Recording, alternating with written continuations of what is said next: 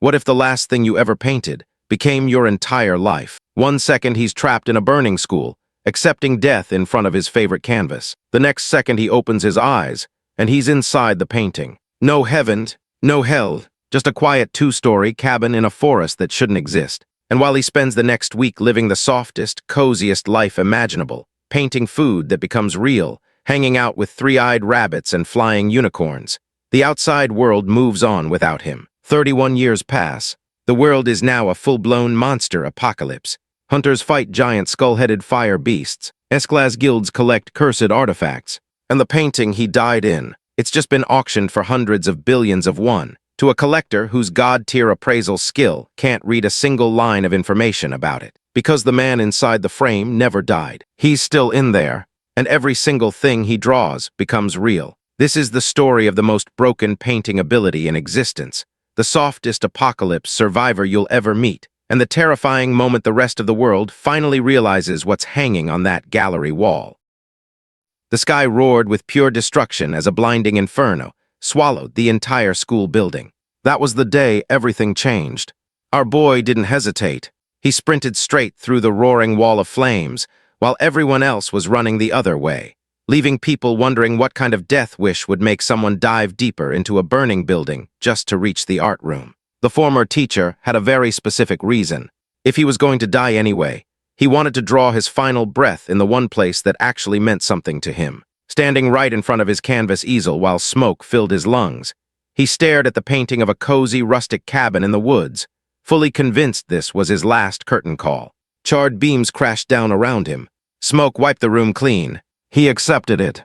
Then the blinding white light faded into a lush green forest canopy with gentle sunlight filtering through the leaves.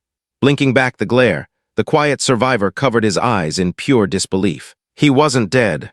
A full week had already passed since he somehow crossed over into the literal painting he drew with his own hands. Holding a wooden basket outside a gorgeous 2-story fairytale cabin, Ji looked up at the sunny sky and quietly wondered if those school kids back in the real world had managed to evacuate safely. Suddenly, a pair of long ears popped out of the bushes with a cute little asterisk pop, revealing a ridiculously fluffy 3-eyed rabbit just chilling in the grass.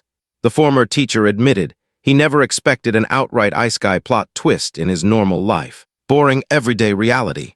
Officially over. Time moved weird inside this realm. He couldn't keep track of how long he'd been stuck. Magical creatures kept showing up.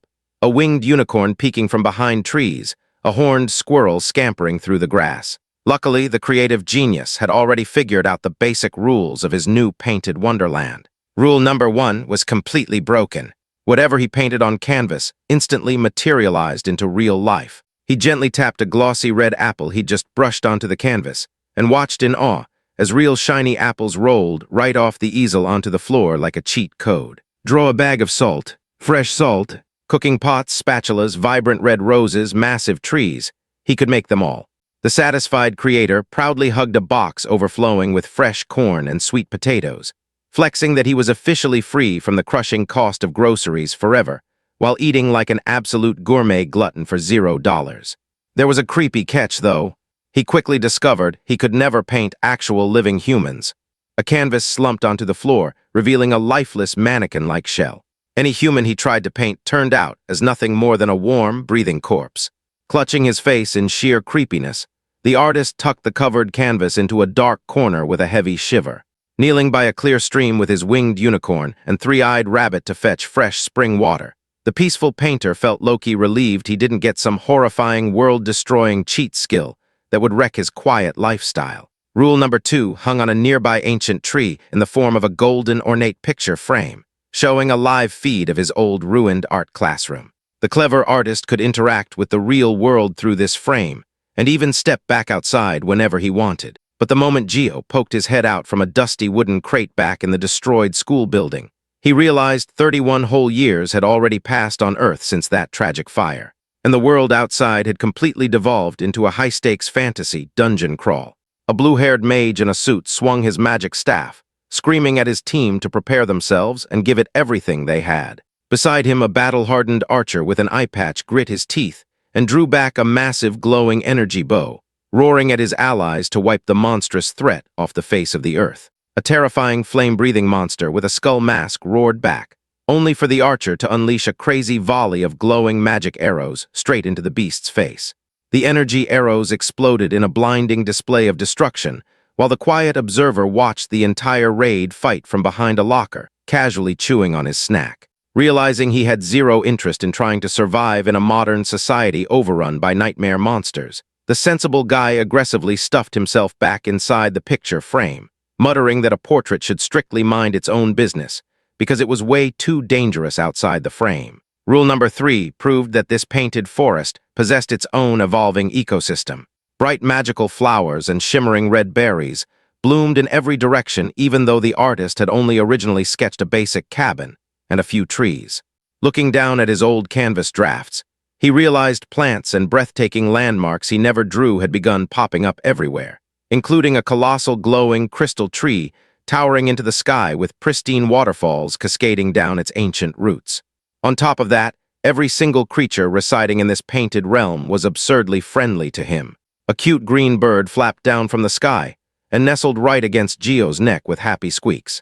Staring into his basket filled with rare herbs and fruits, the gentle creator wondered if the wildlife treated him so nicely simply because he was the god who drew their universe. Right on cue, the chubby horned squirrel nudged a tiny red fruit against his bare foot, silently begging him to eat up. Since these magical beasts lived inside his artwork, it made total sense for them to show endless love to their artist. But just as he processed that, rule number 4 crashed the party when a glowing blue system window flashed right in front of his face. The notification identified the red fruit as a mangyung fruit, describing its sweet and sour flavor profile along with an expandable option for an elixir refining method. The startled painter flinched backward in pure shock, clutching his chest and wishing the game system would at least give him a warning before jump-scaring him. He soon understood that this floating UI was not just a quirk of his painted forest, but a universal phenomenon granted to everyone who awakened after the Great Cataclysm back on Earth. High above the planet, silhouettes of elite hunter-class warriors stood surrounded by floating system screens, proving that our boy was officially an awakened hunter too. Tilting his head in amusement, the former teacher reflected on how strange it was to become an awakened hunter, especially inside his own canvas art world that felt like a cozy life sim game where he just gathered ingredients and cooked good food. Glancing at the elixir crafting tab, he admitted he did not know if he would ever need high-grade medicine, but decided he might as well try crafting some later with today's haul. Tapping View Later on the system screen, the relaxed artist chuckled that unlocking new game mechanics was the ultimate perk of an unemployed lifestyle with no job, no stress, and a non-stop cycle of eating and sleeping. Carrying his heavy basket barefoot through the lush field, he smiled softly, admitting he had never been happier in his entire life. Today's lunch menu was set for stir-fried honey sweet potatoes, and a mouth-watering visual of thick golden sweet potato chunks dripping with sweet honey proved he was living like royalty. Inside his fully stocked cabin kitchen, the satisfied chef appreciated how he could finally enjoy the slow-paced life he always missed out on during his grueling teaching days, spending 3 whole hours making a single meal. But right as he breathed out a contented sigh, a sharp wooden crack echoed right beside him. Freezing on the spot with his water jug and basket, the alerted artist realized a bizarre sound had just come directly from the entrance frame. Looking over at the golden frame on the tree, the view of the ruined classroom outside appeared completely silent and abandoned. Then the dark truth behind the final rule was dramatically laid bare. In reality, Jio had literally become a living painting himself, resting motionless inside the ornate frame resting on the ruined classroom floor. Suddenly, a drop of dark purple corruption dripped onto the canvas surface, causing his painted eye to snap wide open as thick black ink aggressively consumed the frame. Dark power burst violently around the portrait as black brush strokes wrapped around the terrified artist, leaving him gasping for air as shadow magic surged through his body and revealed the official title of his cursed existence, the Portrait of Jio. As the mysterious black aura settled over the ruined classroom corridor, Jio stood frozen in place, peering cautiously over his shoulder into the pitch-black hallway. The quiet painter let out a massive sigh of relief, convincing himself that the eerie noise was just some wild animal passing by outside. Meanwhile, in the real world, thick black ink-like energy splashed violently over the golden frame sitting on the broken floorboards. But inside his cozy canvas realm, The happy artist trotted barefoot through the sunlit grass, carrying a fresh water jug on his head and a basket full of crops. The peaceful painter absolutely adored this sanctuary, spending his days making homemade tomato dishes on day 1 and cooking massive pots of stew over an open campfire on day 3. Eating a delicious plate of gourmet spaghetti with a happy blush, our boy genuinely felt like he would not mind staying trapped inside his painting forever. He curled up under soft blankets on his rustic couch, sighing in pure bliss that life could not possibly get any better. But back in the real-world classroom, 2 greedy scavengers barged into the ruined corridor. The first scavenger pointed straight at the frame, telling his partner to come over and take a look at the bizarre painting. The second scavenger gasped in shock, wondering aloud how on earth this single artwork managed to survive the fire without a single burn mark. The first scavenger noted it was in incredible condition and pointed out that it even had a title, pulling out a glowing red scanner device to appraise it. The scanner flashed, revealing the name Portrait of Jio. The second scavenger smirked, remarking that traveling with a guy who possessed an appraisal skill was insanely handy. He stared at the frame, pondering that since an official name popped up, it was definitely a magical artifact, though he questioned whether it originated from Earth. The first scavenger scoffed, pointing out that in an abandoned school hidden deep in the Gangwon-do Mountains, this portrait was the only object left completely untouched. He insisted it obviously drifted out of some rift or dungeon, ordering his partner to grab it immediately. The second scavenger hesitated while wrapping heavy ropes around the frame, asking if High Command would even count an art piece as a valid loot find. The greedy scavenger grinned, assuring him that if nobody else wanted it, the elite collector guild would go absolutely nuts for it, laughing hysterically that they were about to strike it filthy rich.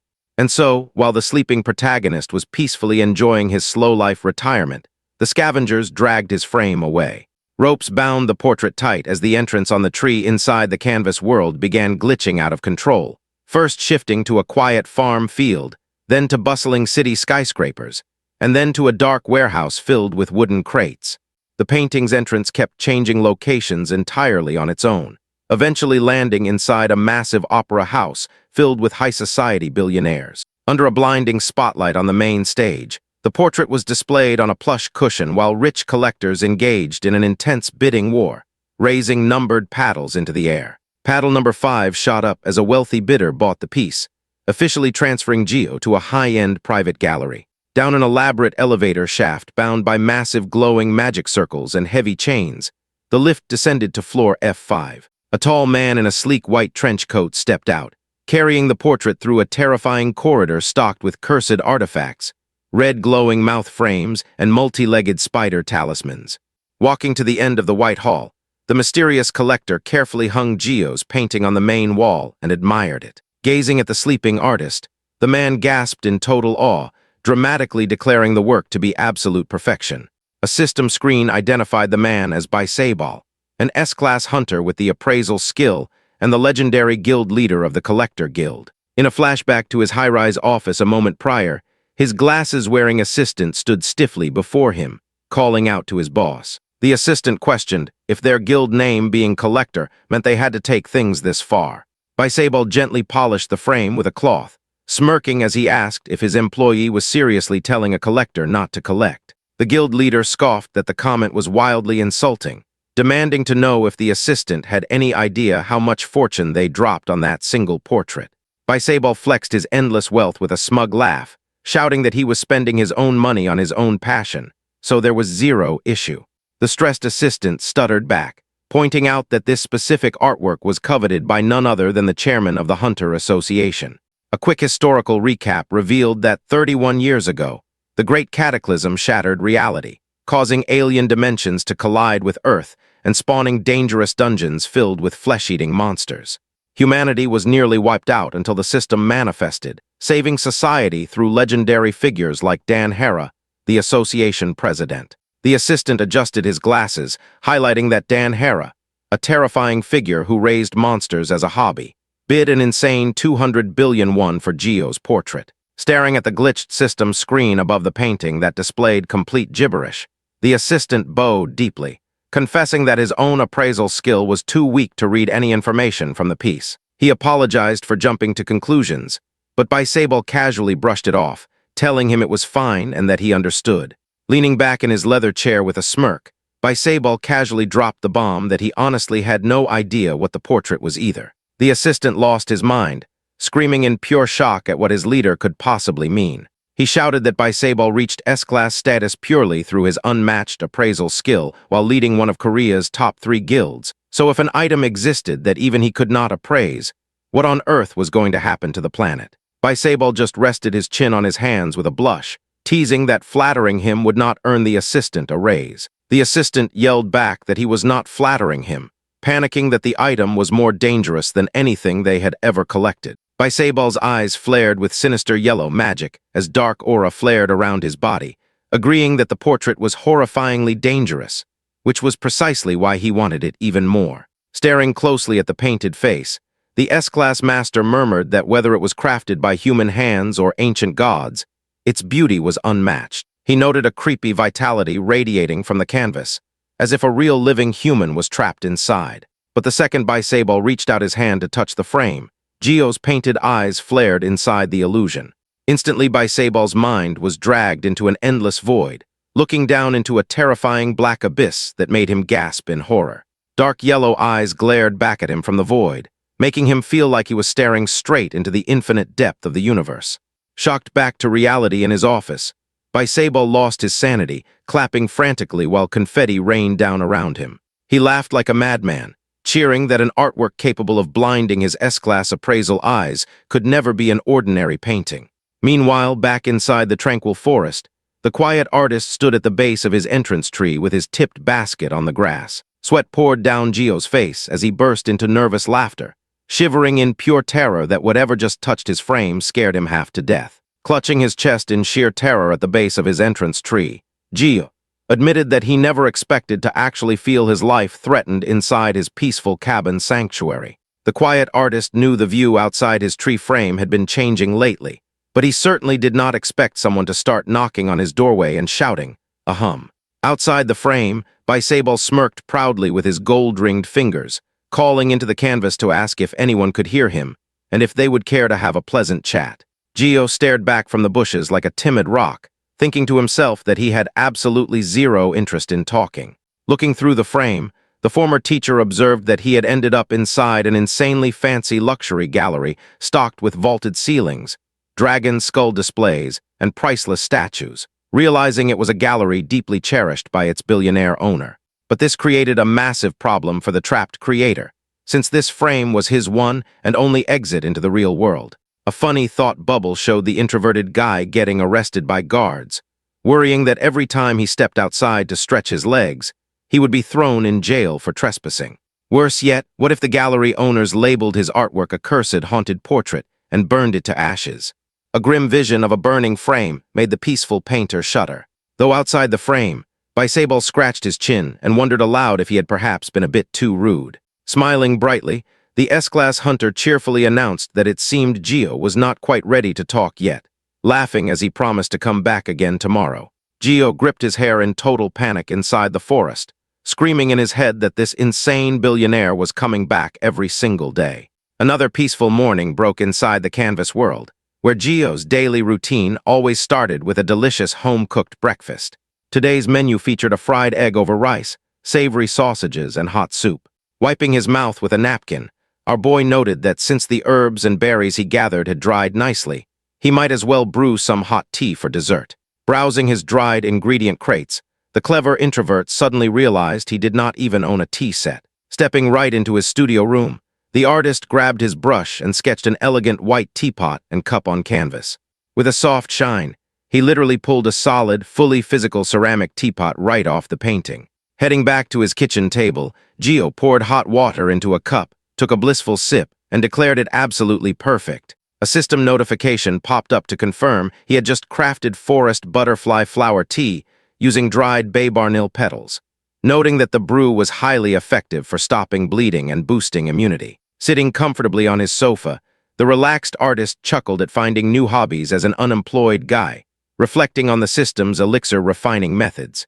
He noted that while the tea helped with immunity, he had zero way to test those effects on his current body, because ever since he fell into the painting, all basic physiological functions had completely vanished.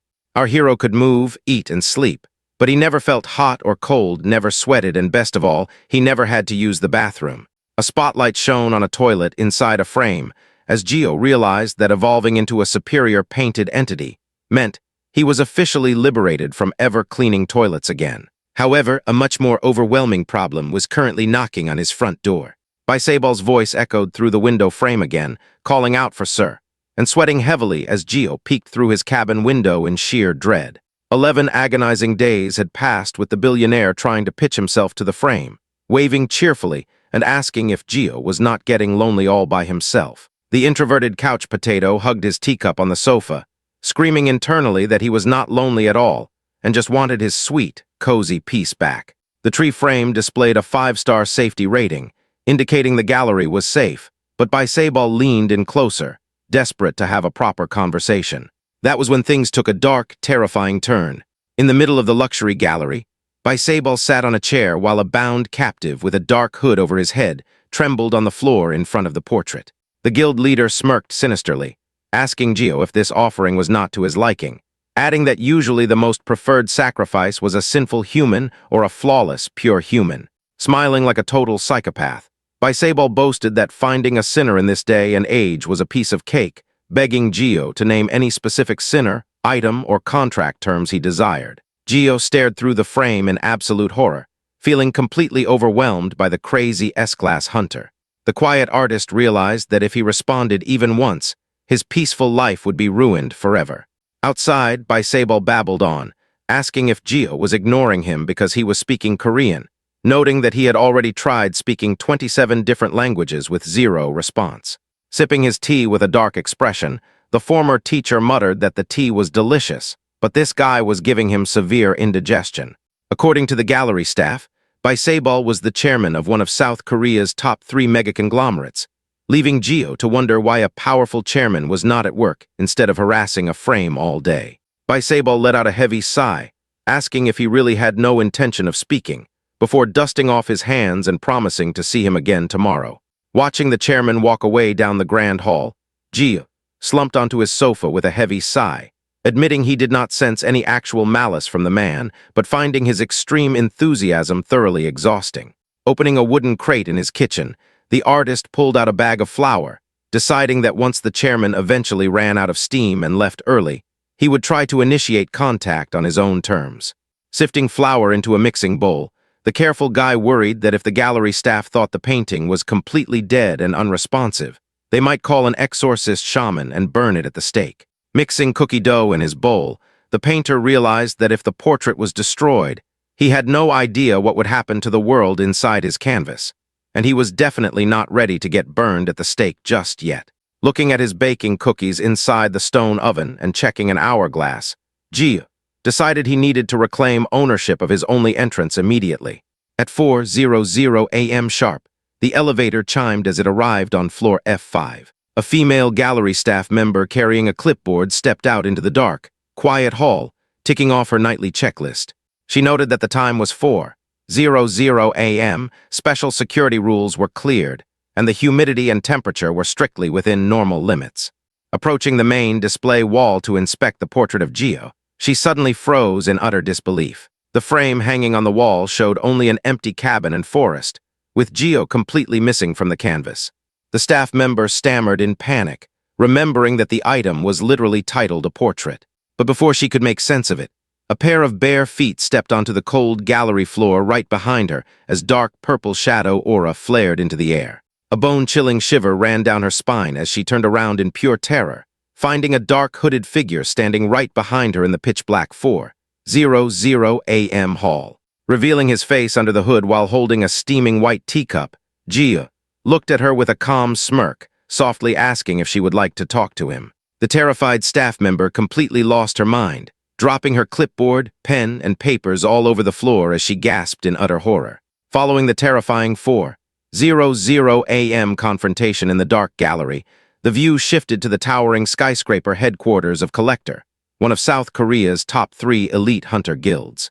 This prestigious gallery was strictly reserved for its billionaire guild leader Baisabol, 300 licensed hunter curators, and filthy rich clients purchasing high-end magic artwork. Walking down the grand white corridor, A silver-haired man wearing a black trench coat and carrying a heavy metallic briefcase headed straight for the elevator. Stepping inside, he overheard rumors from a staff member holding a clipboard, who handed him a warm cup of coffee and revealed that 17 formal complaints had been filed over the past 2 weeks regarding ghost sightings on the 5th basement floor. The silver-haired curator took a slow sip, raising an eyebrow over the 17 complaints.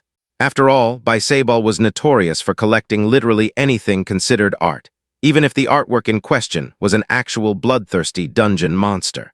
Because of their boss's chaotic hoarding addiction, monster-related ghost sightings were completely normal around the building, though human resources always worked overtime to suppress rumors from leaking to the public. Sipping his coffee, the tired curator grumbled that he could smell a massive pile of unpaid overtime coming his way, though he was already used to it. He turned to the staff member and asked what he wanted him to do, prompting a system display card to introduce him as Yu Seong-un, an A-class hunter and curator for Snowfield Collector. The staff member smiled dependably, begging Seong-un to take on the role of general manager of administration. Seong-un chuckled awkwardly, declining the promotion by explaining that he had already taken massive heat when he resigned as a research team leader at the Hunter Association, so he had zero desire to stand out again. Accepting his refusal, the staff member handed over a clipboard containing compiled witness data regarding the F5 ghost sightings. Seong-un flipped through the pages, reading reports detailing a ghost roughly 180 centimeters tall with a solid build, dark cloak, pale skin, black hair, and an insanely handsome face based on a composite sketch drawn by an employee with notoriously high standards. Staring speechlessly at the handsome drawing of Jio surrounded by flowers, Seong-un read further to learn that the ghost moved in complete silence with zero footstep sounds, requested ordinary conversation like a regular human, and introduced himself as Seo Jio. The report noted that no matter how terrified staff members were to look him in the eye, our boy kept conversations mundane and respectful, never prying into personal details. But what shocked Seong-un the most was the final detail, because after finishing a conversation, the ghost handed over actual food, including chocolate chip cookies, lollipops, and heart-shaped chocolate boxes. Seong-un nearly lost his mind, screaming in his head what kind of monster was so bizarrely domestic. Rubbing his forehead, the A-class hunter asked if they had analyzed the ingredients, and the staff member revealed that Baiseball happened to have prison captives on hand to test the food. Seong-un sweated in disbelief, asking if the food turned out to be deadly poison, only for the staff member to drop a bombshell by revealing it was actually high-grade medicine. The snack items provided exact medicinal remedies tailored to whatever ailment the recipient suffered, acting as anemia medication, painkillers, digestive aids, antipyretics, or antidiarrheals depending on who ate it. Seong-un grew dead serious, realizing this entity possessed the broken ability to assess a living human's biological condition and spontaneously manifest items to cure them. On top of that, the ghost was skilled enough to bypass the guild's tight S-class security and display itself inside the gallery, proving it was a terrifyingly high-ranked entity. Seong-un clutched his forehead in frustration, noting that showing goodwill made things 1,000 times worse, because you could neither suppress it nor win it over. A dark historical flashback revealed that 11 years ago, a diplomatic delegation sent into a dungeon civilization returned as healthy deformities, because the alien monsters remodeled human bodies out of pure goodwill since they viewed human biology as inefficient. Remembering that dungeon entities were classified as absolute enemies, Seong-un declared that this ghost would be an extraordinarily difficult raid. Snapping his clipboard shut, the A-class veteran agreed to handle the case himself, stating it was his specialty. But as he turned to leave, the staff member casually added that the sightings began on the exact day the guild leader displayed the portrait of Jio on floor F5. Elevator doors started sliding shut on Seong-un's frozen face as memories flooded his mind, reminding him of all the times Baiseball dumped cursed artifacts onto his workload with a manic laugh. Seong-un realized in horror that his crazy boss had dumped Jio's portrait onto his plate too, while the staff member gave him a pitying smile as the elevator doors sealed completely. Standing alone in the lift, Seong-un aggressively unwrapped a lollipop and crushed it between his teeth, roaring in frustration that overtime was officially guaranteed. The elevator indicator chimed at F5, and the silver-haired investigator slicked back his hair with sharp determination. Stepping out onto the cold floor of floor F5 with his metallic briefcase, Curator Yu Seong-un officially commenced his high-stakes investigation into the portrait of Jio. The clock on the smartphone screen struck exactly 4:29 in the morning, marking the prime hour for low-key gallery chaos. The stressed curator Yu Seong-un locked his eyes onto the hallway with an intense glare, knowing full well that the mysterious entity was finally out. From the shimmering air stepped a barefoot figure wrapped in a long, dark cloak, radiating a wild celestial flex that lit up the entire corridor. Watching from behind a massive antique vase, the class investigator checked the intruder against his internal database, confirming the black cloak, dark messy hair, barefoot walk, and massive 188-centimeter build matched the records to a T. Seong-un calculated that since this domestic ghost only pulled up at dawn when no staff were around, he was either totally conscious of being watched or locked behind strict dungeon activation rules. Stashing his metallic briefcase while crouching low, the analytical veteran debated whether this humanoid monster was just shy or low-key cunning, betting on the latter since high-tier entities loved playing mental chess. He called himself lucky for catching an irregular spawn cycle on day one, immediately tapping his ear interface to flex a broken buff with his environmental sound adjustment skill set to max. The curator planned to play it safe by just observing and collecting data today, remembering how the night shift staff swore this guy was so silent he had to be a total ghost. But as the cyan gear glowed in his ear, Seong-un caught a subtle beat that the average non-sensory hunters completely missed. Bare feet glided across the polished tile floor, making an insanely faint rustle that sounded straight up like fresh grass brushing together in the wind. The analyst noted that such a soft, feather-light noise made zero sense for a hulking guy standing over 6 feet tall, but his focus snapped when the hooded figure suddenly looked up. Our boy was casually standing in front of a massive classical painting, leaving Seong-un completely baffled as to whether this dungeon boss was actually admiring high-tier art. The investigator watched him lean in close to a glass display housing highly dangerous artifacts, knowing one wrong touch could unleash pure catastrophe, yet noting the intelligent entity just stared without putting a single finger on them. Moving past another ornate golden urn, the hooded figure kept his hands to himself, making Seong-un wonder if he was just passing the time, genuinely into fine art, or secretly scouting out loot to steal. That was when Seong-un's eye glinted with sharp suspicion, but the moment our protagonist turned his head, their eyes locked directly in midair. Seong-un flinched behind a pillar in sheer panic, as a broken mental feedback instantly slammed into his soul. A terrifying, abyss-black shadow of the artist erupted with hollow, glowing eyes, casting an overwhelming cosmic aura that made the surroundings look completely doomed. The A-class hunter collapsed into a glowing white outline, utterly paralyzed with shock as a dark floral vortex expanded across his vision. He felt a presence that was simultaneously pitch black yet blindingly bright, sensing a massive entity lurking at the heart of an endless, terrifying void. Red glowing eyes flared from the bottom of the abyss, radiating an absolute eldritch aura that made Seong-un tremble violently in pure terror. Realizing he was facing a top-tier threat beyond human comprehension, the curator watched through wide eyes as the hooded figure casually turned around and walked away like nothing happened. Sweating buckets while clutching the floor near his briefcase, Seong-un scrambled back onto his feet in a total panic and sprinted straight down the hallway toward the display wall. He reached the frame only to find the portrait of Jio hanging silently in its spot, with the artist already sitting peacefully back inside his painted world. Wiping the sweat off his brow with a heavy sigh, the exhausted investigator admitted this whole situation was completely insane, adjusting his coat with a nervous smirk while hoping he did not accidentally provoke a god-tier monster, officially concluding day one of his investigation.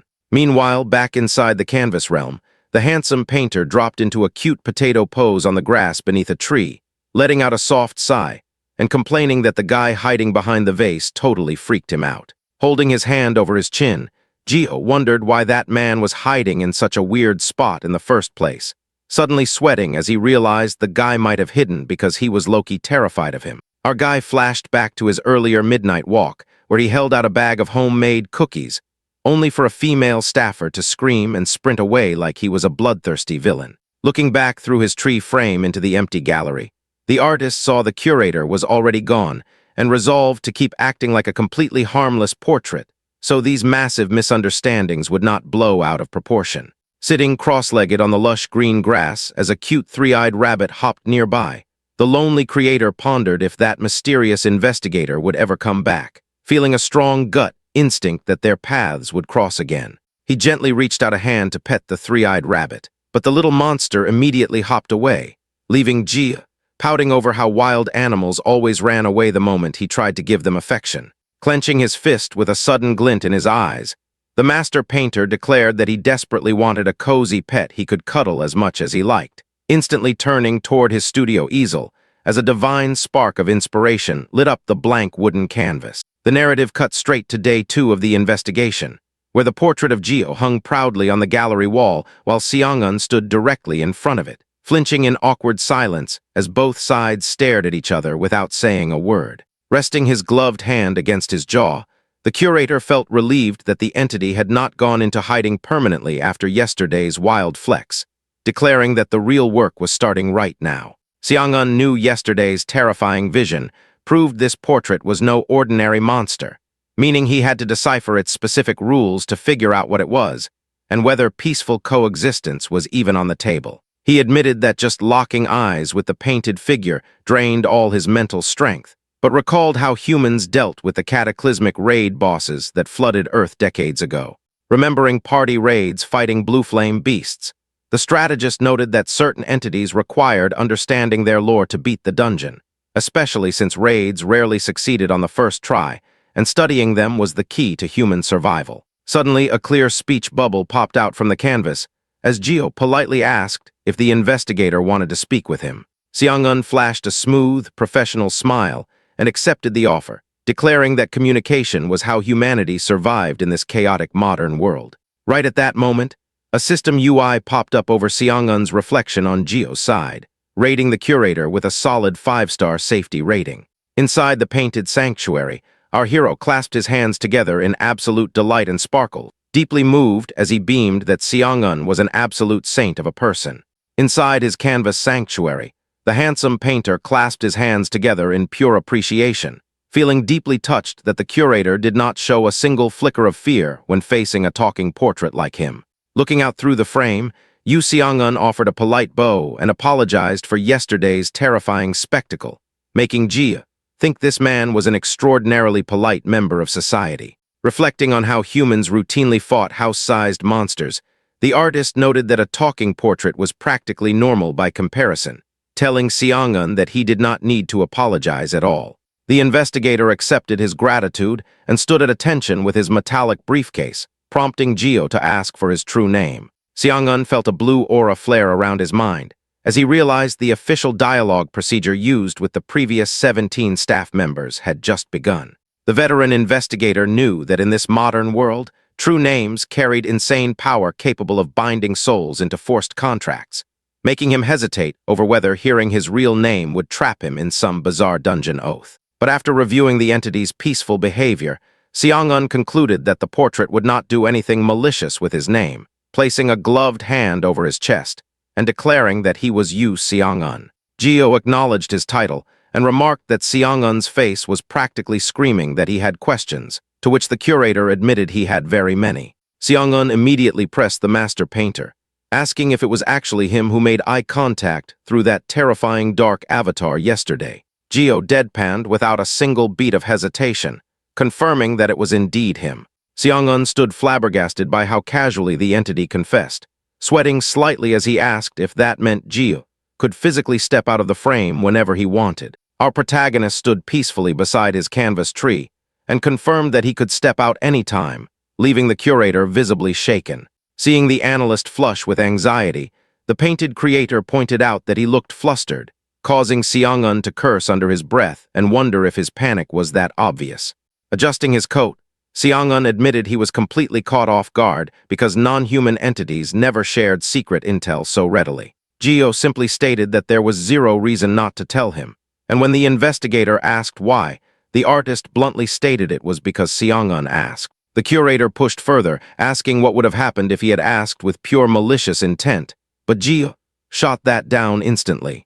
The artist looked at him warmly and stated that Seong-eun was a genuinely good and polite person, which was the sole reason he spoke to him, asking if that was a sufficient answer. Seong-eun gulped nervously as a dark shadow crossed his face, realizing this entity possessed a broken passive ability to instantly analyze and categorize good and evil in human souls. The curator shuddered at the thought, wondering if the portrait encountered someone it classified as evil, whether it would attack them outright instead of just ignoring them. Moving along, Jio asked if he had any other questions, prompting Seong-eun to jump on the chance. The investigator asked about the mysterious domestic ghost that had been wandering the gallery at night, handing out delicious medicinal snacks, asking if that ghost was also Jio. Our boy blinked slowly in complete silence, causing Seong-eun to sweat profusely as he wondered why the entity was taking so long to respond to a simple question. After a heavy silence, Jio repeated the word ghost with a depressed aura, making Seong-eun panic and apologize profusely in case he had offended him.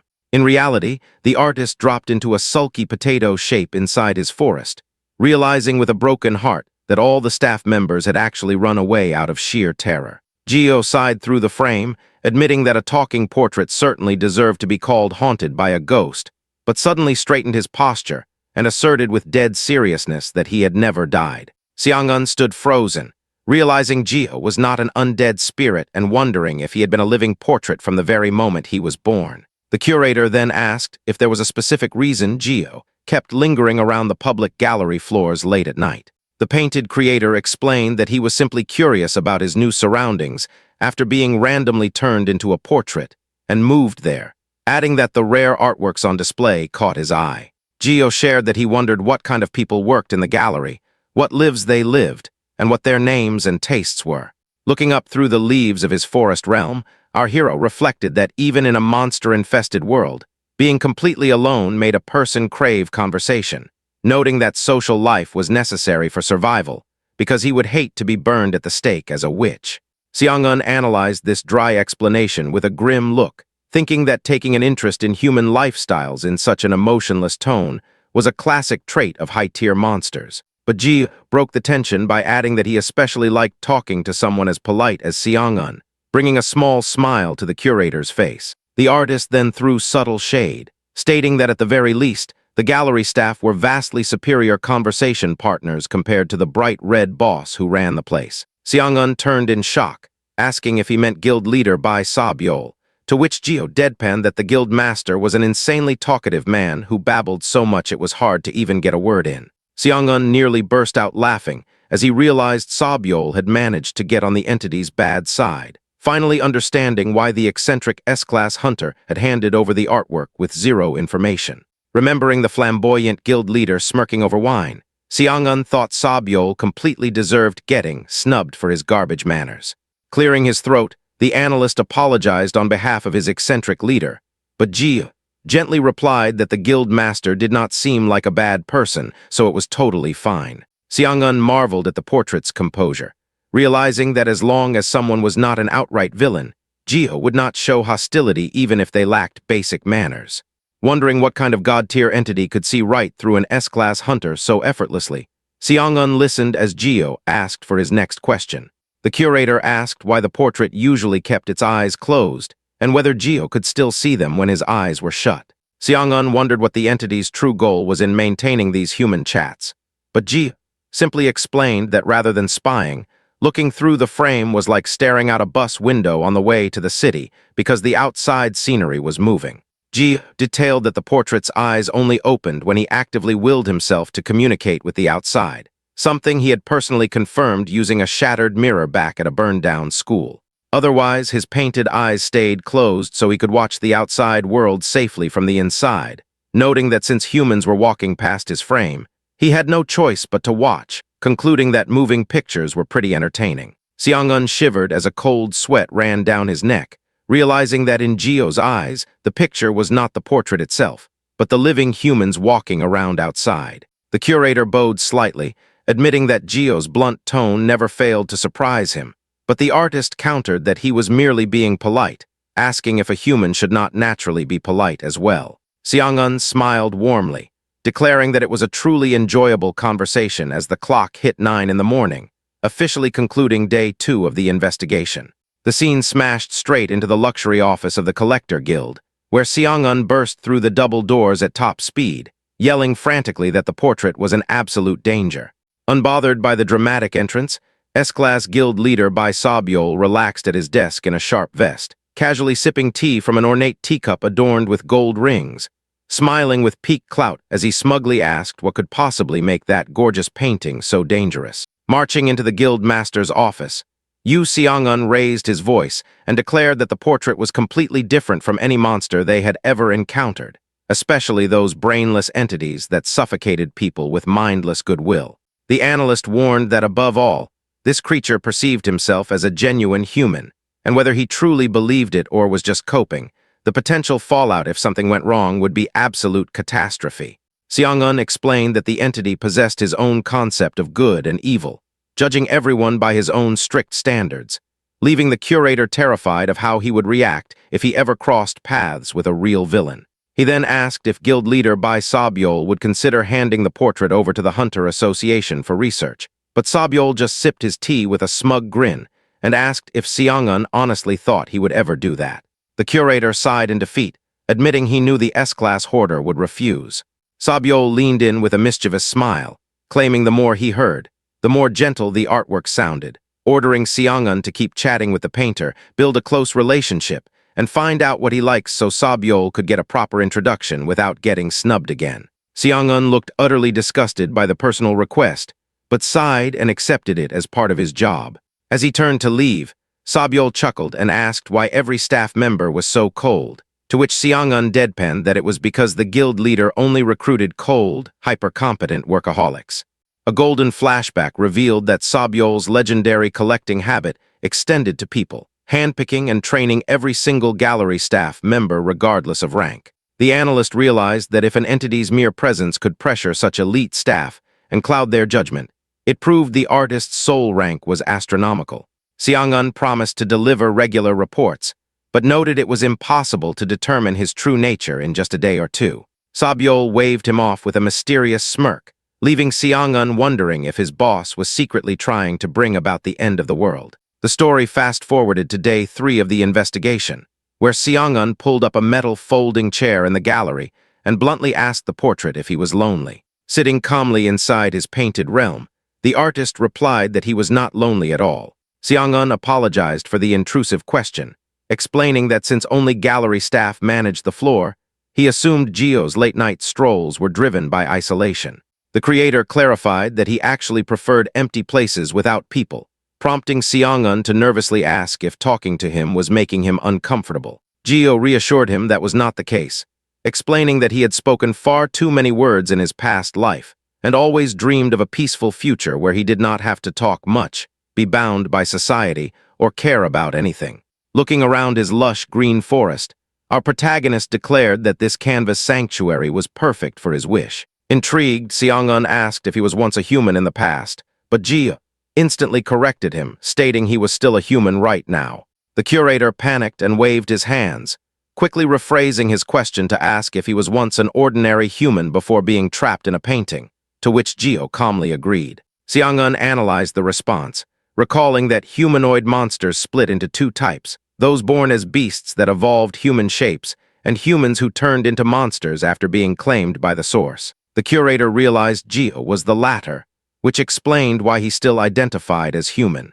Seong-un noted that monsters with human memories usually went insane from negative emotions, yet Jio appeared incredibly peaceful, though it felt less like tranquility and more like a quiet funeral for someone's past. Sitting back in his chair, Seong-un asked if he ever got bored inside the frame, and Jio admitted that he sometimes did. When asked how he dealt with boredom, the master painter deadpanned that he usually had a meal, sending Seong-un into total shock as he gasped over the idea of a painting eating food. Seong-un started sweating buckets, praying that the entity's diet did not consist of human flesh, before nervously asking how a painting could possibly eat. Jio explained that he cooked by thinking of the food he wanted, gathering ingredients, prepping them, and cooking them with utensils, pointing out that he ate because he was just a normal human. Our boy thought it was a super weird question to ask, while Seong-un deadpanned that explaining it like that made him sound even less human. Inside the canvas, Jio pondered the fundamental rules of his portrait, remembering Rule 1 where anything he draws becomes physical reality, Rule 2 where he interacts with the outside world through his tree frame, and Rule 3 where his forest realm evolves into a self-sustaining world of goodwill. Guessing that Seong-eun was curious about what could be created inside the painting, Jio admitted he was also wondering how far his powers could go. Looking over at an easel displaying a sketch of a fruit tree, our hero decided to test a new theory and asked the curator for a little favor. Jio told Seong-eun that there was a way for him to enjoy things inside the portrait, stating that Seong-eun could personally bring him enjoyment. Seong-eun flinched in absolute horror as terrifying visions of forbidden soul trades, lifespan sacrifices, and blood offerings flashed across his mind, nervously asking what kind of enjoyment the entity meant. Jio calmly asked him to take out his supplies and draw an apple directly onto the portrait frame. The curator stood flabbergasted, asking if he really wanted him to vandalize the artwork, but Jio assured him it was not that hard. Seong-eun pulled out a brush and red paint from his briefcase, complaining that altering artwork went against his instincts, while Jio watched in awe and asked if he always carried art supplies around. Seong-eun explained that he carried every tool imaginable to stay prepared for gallery emergencies, wondering what would have happened if he had come empty-handed today. Reaching up to the glass, the analyst painted a crude, bright red apple on the bottom corner of the frame. Stepping back, Seong-eun blushed in embarrassment and admitted it was not a very pretty apple, but Jio warmly thanked him and reached his physical hand straight out from inside the painting. Seong-eun gasped in utter disbelief as Jio grabbed the painted red apple off the frame and took a massive, crunchy bite right in front of his eyes. The curator stood paralyzed with wide eyes and a bright red blush, completely losing his mind as he trembled over the fact that the entity actually ate a painted apple, leaving him utterly speechless as mind-blowing sparkles erupted around him. Yu Seong-eun stood frozen in place, his heart thumping against his chest in absolute disbelief as he admitted internally that he had never seen anything like this in his entire life. Right on cue, our boy took a big crunchy bite out of the red apple inside his gilded frame, chewing happily while declaring that it was delicious, perfectly ripe, and packed a wonderful aroma. Seong-eun stared down at the paintbrush in his trembling hand, his head spinning as he realized he had just slapped that drawing together using cheap, basic paint, yet the canvas somehow gave it real physical taste and scent. Inside the painting, our guy took another bite, calmly explaining that while he was just an ordinary human living inside a canvas, that very same logic allowed him to pull off insane feats within his realm. The mastermind casually added that whenever he did not feel like cooking, he simply painted a full gourmet meal and ate it right then and there. Seong-eun swallowed hard, sweating bullets, because he knew for a fact that no normal human being possessed that kind of broken reality-bending power. Jio looked through the frame, directly asking the hunter if he found the whole thing fascinating. Seong-eun stood in the quiet gallery hall and gave a simple, breathless, confirmative response. Understanding his reaction, the painter decided to offer a proper requital for the hunter's kindness in drawing the apple. Seong-eun blinked in surprise, questioning aloud what he meant by a requital. The curator nervously wondered what kind of wild stunt was coming next. While inside the portrait, the master artist rolled up his sleeve, thinking fondly that Seong-eun was a genuine sweetheart for humoring a weird portrait that randomly asked for fruit. The tall, handsome painter stood in his sunlit forest sanctuary, reflecting back on the glowing gems he had painted while testing his limits after waking up inside the portrait.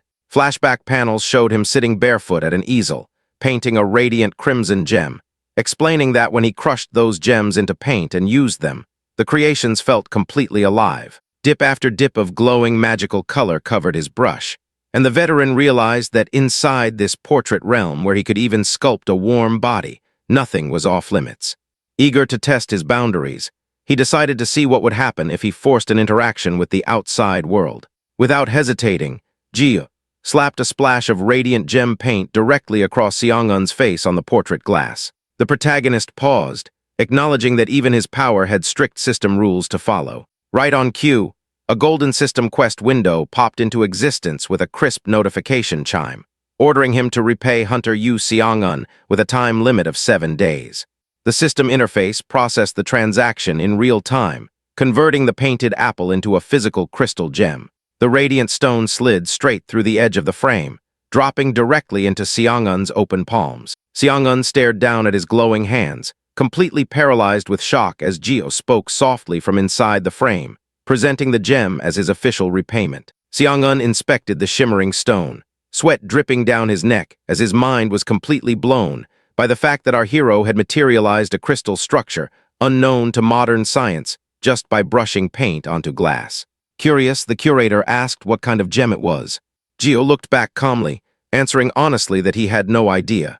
The painter explained that it must have originated deep underground, where temperatures were ridiculously hot, resting in a place fiery enough to sit beside the core of the planet itself, holding onto that heat simply because it reminded him of his friend. Seong-eun clutched the warm crystal, his shadow heavy against the gallery wall as an overwhelming realization hit him, knowing with absolute certainty that this portrait was not some bloodthirsty monster.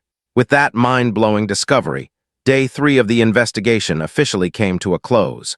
Meanwhile, over at the luxury gallery head office, S-Class Guild leader Bai Sabyol inspected the radiant gem through his magnifying lens, echoing the words about the source. Seong-eun stood tall in his trench coat before the executive desk, confirming that was his solid conclusion based on all observations. Cosmic visuals flashed back to the source itself, a terrifying transcendental entity that managed universal balance and acted as the absolute system god of gods. 30 years ago, dimensional rifts tore through Earth, spawning dungeons directly from the veins of the source, and every hunter knew that monsters were born within those dark subterranean depths. Seong-eun explained that while normal monsters spawned in dungeons and true children of the source materialized directly from the divine entity without an ego, Jio completely shattered both rules. Bai Sabyol sat back at his executive desk, twirling a luxury cloth as he listened intently to the report. Seong-eun revealed the most insane part yet, stating that Jio was not just surviving, but actively creating new living entities inside his realm. Day 6 of the investigation kicked off with Seong-eun standing in the gallery, staring up at the frame in total shock. Inside the canvas, our guy sat comfortably while a flock of cute, translucent water birds fluttered around his shoulders, introducing them as his new family and admitting he got a bit carried away painting them. Seong-eun lost his mind, stuttering out a question asking if the painter really created all of those birds by hand. Our fellow nodded calmly, explaining that he painted about 100 of them, calling them noisy chatterboxes, and joking that it was a good thing they did not have actual vocal cords.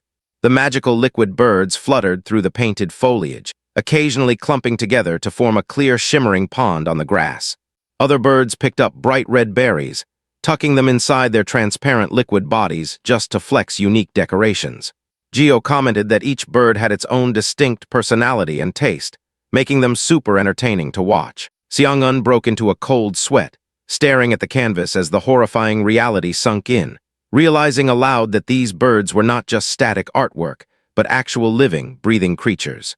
The curator leaned in closer, asking in absolute awe if those painted birds possessed real souls, recognizing that this level of creation was light years beyond anything a monster could pull off. Jio tilted his head in the frame, nonchalantly replying that he wondered about that too.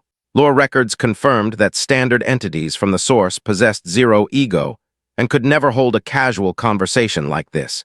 Yet Jio was a living human stuck inside a painting who could casually manipulate physical reality. Seong-eun added that he felt no holy divinity coming from the canvas, meaning Jio was not a god either. Seong-eun pushed the existential envelope further, asking if Jio's ability to paint memories, destiny, and life meant he could even create a real living human from scratch. The curator pondered the terrifying implications of a single entity holding that much creation power. Jio sat quietly inside his gilded frame, letting the heavy question hang in the air. Deep in his thoughts, the painter acknowledged that while it might be possible, he had zero desire to try it, firmly believing that creating a human was crossing a major moral line. Shadow enveloped the painting as our hero reasoned that such power was far too extreme, and he did not consider himself special at all. Looking directly out at Seong-eun, the mastermind requested that the curator never treat him like some extraordinary deity, stating it was better for everyone if he stayed a simple painter. Seong-eun stood silent in the middle of the quiet hall, taking in the weight of those words before bowing slightly and promising to keep that in mind. Transitioning back to the present office debate, guild leader Bai Sabyol leaned back, asking Seong-eun if he really intended to hide this from the Hunter Association. Seong-eun stood his ground, explaining that the portrait's story was the only thing they could currently comprehend, and nobody knew Jio's true skill cap, soul rank, or exact role within the source. Bai Sabyol flashed a sly, dangerous smile while clutching the warm gem. Seong-eun argued that if they could not predict how an entity of this scale might impact humanity, The association was the only organization equipped to handle it for the greater good. Baisebol's smile went cold as he called Seong-eun by his full title, leaning over his desk and asking if the curator had forgotten the exact reason he was hired in the first place. Baisebol stood up, bursting into a manic, arrogant laugh while throwing his hands out in a massive flex, shouting that he cared nothing for bureaucratic safety protocols. The S-Class boss screamed that he wanted legendary artwork, not a military weapon, boasting that his entire guild and company were built on that exact philosophy. Flaunting his gold rings and sharp fangs, Baisebol pointed dramatically out the skyscraper window, declaring that while he had massive pride as an art lover, he did not possess a single shred of pride as a hunter. Calling Seong-eun by name once more, Baisebol painted a vivid picture of true collectors, stating that no real art lover expects a masterpiece to ward off evil spirits or grant good dreams. A flash of Jio, taking a bite of his apple, appeared as Baisebol proclaimed that true collectors simply fall in love with the story inside the frame and want to protect that story with their own two hands. Seong-eun sat alone on a folding chair in the dim gallery, crushed under the weight of the revelation. Baisebol leaned close, his golden snake eyes flashing with terrifying conviction as he dropped the ultimate mic-drop truth bomb, warning the curator that no force on earth could stop that thing if it ever decided to move. The grand hall fell into complete silence, leaving the mysterious, glowing portrait of Jio hanging majestically in the dark, waiting for its next move. Baisebol noted that while the entity inside the frame was essentially an unstoppable natural disaster, humanity was incredibly lucky because they could actually communicate with it, and fortunately, it held genuine goodwill toward them. Inside his painted studio, our boy rolled out soft dough on a wooden counter surrounded by glowing crystal gems, while Baisebol pointed out that having a cooperative entity of this caliber was an unbelievable stroke of luck and an absolute miracle. As Jio carefully shaped small, sweet dumplings on a cutting board beside his translucent water birds, the guild leader declared that no matter what Jio's true identity was, they could never be foolish enough to throw such a miracle away. Back in the office, Seong-eun looked completely stunned, asking if that was the real reason Baisebol bought Jio at the auction house. Flashback visuals swept across an elite auction hall as Seong-eun noted that once Jio appeared on the open market, his existence was bound to leak to the world anyway. The curator pressed further, asking if Baisebol made the first move to buy the portrait just to prevent a catastrophic disaster. Baisebol smirked, gesturing with his ring-covered hands as he boasted that he tended to see much further than normal people. Walking across his executive floor in sleek white shoes, the S-Class hunter explained that if Jio truly believed himself to be a normal human, their only job was to treat him like one. Inside the portrait cabin, Jio rolled smooth dough with a glass cylinder, while outside in the forest, a cute glowing yellow water bird sparkled with pure joy. Baisebol clicked his fingers at Seong-eun, scolding the curator for being so narrow-minded and yelling at him to open his mind and think bigger. Seong-eun stood firm, defending our guy by stating that Jio was a genuinely good person who was remarkably kind. Baisebol agreed, adding that Jio hated trouble yet held zero hatred toward anyone, pointing out how incredibly kind a person must be if they refuse to harbor resentment even when made uncomfortable. Sunlight filtered through the trees outside Jio's painted cottage, as Baisebol emphasized that the painter was polite, respected others, and possessed enough benevolence to never force his own rules on anyone. Visuals shifted to a dark hooded silhouette as Baisebol revealed that on top of everything else, Jio was actually afraid of hurting others. Seong-eun's eyes widened in disbelief, questioning how an entity with world-ending power could possibly be afraid, reasoning that to Jio, harming a human should feel like stepping on an ant. A chibi version of Baisebol casually reminded him that he already told him Jio was just that kind. Seong-eun's sweat dropped, asking how Baisebol could know all of these intricate details when he had never even spoken to Jio face-to-face. Baisebol suddenly struck an epic S-Class pose, flexing with absolute bravado as he bragged that this was the exact level of discernment required to be a guild leader, claiming he could figure out a person's entire soul profile just by locking eyes once. Turning serious, the guild leader ordered Seong-eun to stop prying into Jio's thoughts so he would not accidentally trigger a disaster, instructing him to simply be a good conversational partner for the painter. As Seong-eun grabbed his metallic briefcase to leave, Baisebol dropped one last task, casually suggesting that Seong-eun should take Jio outside for a stroll once in a while. Seong-eun froze, asking if he was actually being serious, but Baiseball just snapped his fingers with a smug grin. Defeated, Seong-eun bowed deeply in total submission, muttering that he felt ridiculous for stressing out so much as a curator. Leaving the office, Seong-eun smiled faintly to himself, deciding to trust his guild leader's discernment and those special eyes that saw what normal humans could not. Baiseball gave one final command, ordering his curator to provide the absolute best luxury service the Collector Guild could offer to Jio. Seong-eun walked out of the skyscraper into the chilly night air, his boots crunching against the pavement as frost escaped his breath. He thought to himself that it was a massive relief he did not have to hand a communicative entity like Jio over to the Hunter Association, remembering that the research conducted in association labs was practically torturous abuse. Lore visuals revealed that Seong-eun was originally a gardener, a special class chosen by the cosmic entity known as the Garden to tend to its realms, pouring their heart and soul into maintaining dungeon difficulties across dimensions. Because gardeners took massive pride in their work, they naturally harbored deep affection and curiosity for entities derived from the source. Walking through the quiet, snowy city, Seong-eun spotted a cozy street food cart selling hot fish-shaped bunjia-pipang bread, remembering how rare those stalls were these days. A quick memory of our hero stating that he enjoyed eating flashed through Seong-eun's mind, making the curator pause. Looking at the steaming stall, Seong-eun realized that if Jio truly believed he was human, and if his natural kindness stemmed from that belief, then Seong-eun had to do everything in his power to protect that illusion. After buying a warm paper bag of freshly grilled fish pastries, Seong-eun returned to the luxury gallery hall, cheerily asking Jio how old he was. Sitting inside his gold frame, Jio casually replied that he was 29 years old. Seong-eun, who was 33, completely froze with a hilarious, shocked expression. Seong-eun stuttered out that it was unexpected and that Jio was surprisingly young. Jio deadpanned from inside the frame, thinking to himself that while people often told him he had a mature face, Seong-eun's extreme reaction still hurt his feelings a little bit. Seong-eun panicked, waving his hands wildly to clarify that he did not mean it as an insult. Holding his warm bag of pastries, Seong-eun smiled warmly, admitting that he was just shocked because an unstoppable entity recognized by Baiseball turned out to be under 30. Seong-eun wondered internally if Jio's belief that he was 29 was just another painted delusion, but out loud, he simply repeated that he did not expect Jio to be younger than him. Jio looked through the glass, politely asking for Seong-eun's age in return. Seong-eun revealed that he was 33, prompting Jio to think that the curator had a remarkably youthful face. Seong-eun chuckled, thinking it was pretty hilarious to receive a compliment about looking young from an eldritch being of the source.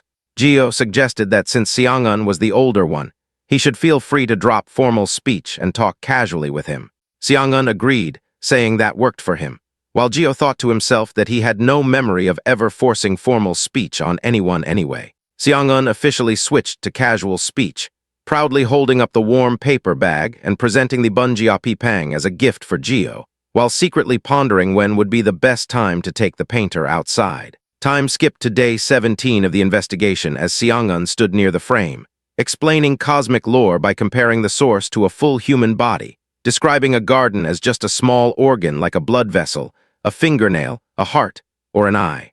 Jio listened closely inside his frame, commenting that these lore stories were super fascinating, adding internally that he found Seong-eun pretty fascinating as well. Seong-eun continued, explaining that even if someone was chosen as a gardener, managing a realm was brutal work that killed many people and left zero free time. Inside the frame, our hero wondered if being a gardener was an absolute requirement. Seong-eun adjusted his black gloves, explaining that it was not something a person could choose of their own free will, meaning even though he worked as a curator now, he could never abandon his gardener duties. Seong-eun then pulled out a neatly wrapped green cloth packet, presenting the special seeds Jio had requested earlier. Before Seong-eun could react, Jio's hand reached directly out of the canvas glass, grabbing the seed packet while politely thanking him. Seong-eun flinched, thinking it was wild seeing a bare hand pop straight out of a painting like that. Looking around his sunlit forest sanctuary, Jio softly asked Seong-eun if managing his garden was difficult for him. Seong-eun walked across the hall, replying that it was a little tough but manageable, explaining that whenever he closed his eyes, he saw a massive, breathtaking snowy mountain and glacier. Snow flurries swirled around Seong-eun in his mindscape as he looked up peacefully, confessing that the sheer scale of his frozen garden was mesmerizing, and that having a realm of his own was actually pretty wonderful. Jio turned around inside his lush green forest, looking at his cozy wooden cabin while water birds fluttered through the sunbeams. The painter cradled a cute, glowing yellow water bird in his hands, softly telling Seong-eun that he completely understood and felt the exact same way about his own sanctuary. Seong-eun looked at the portrait with deep interest, asking if Jio really felt that way.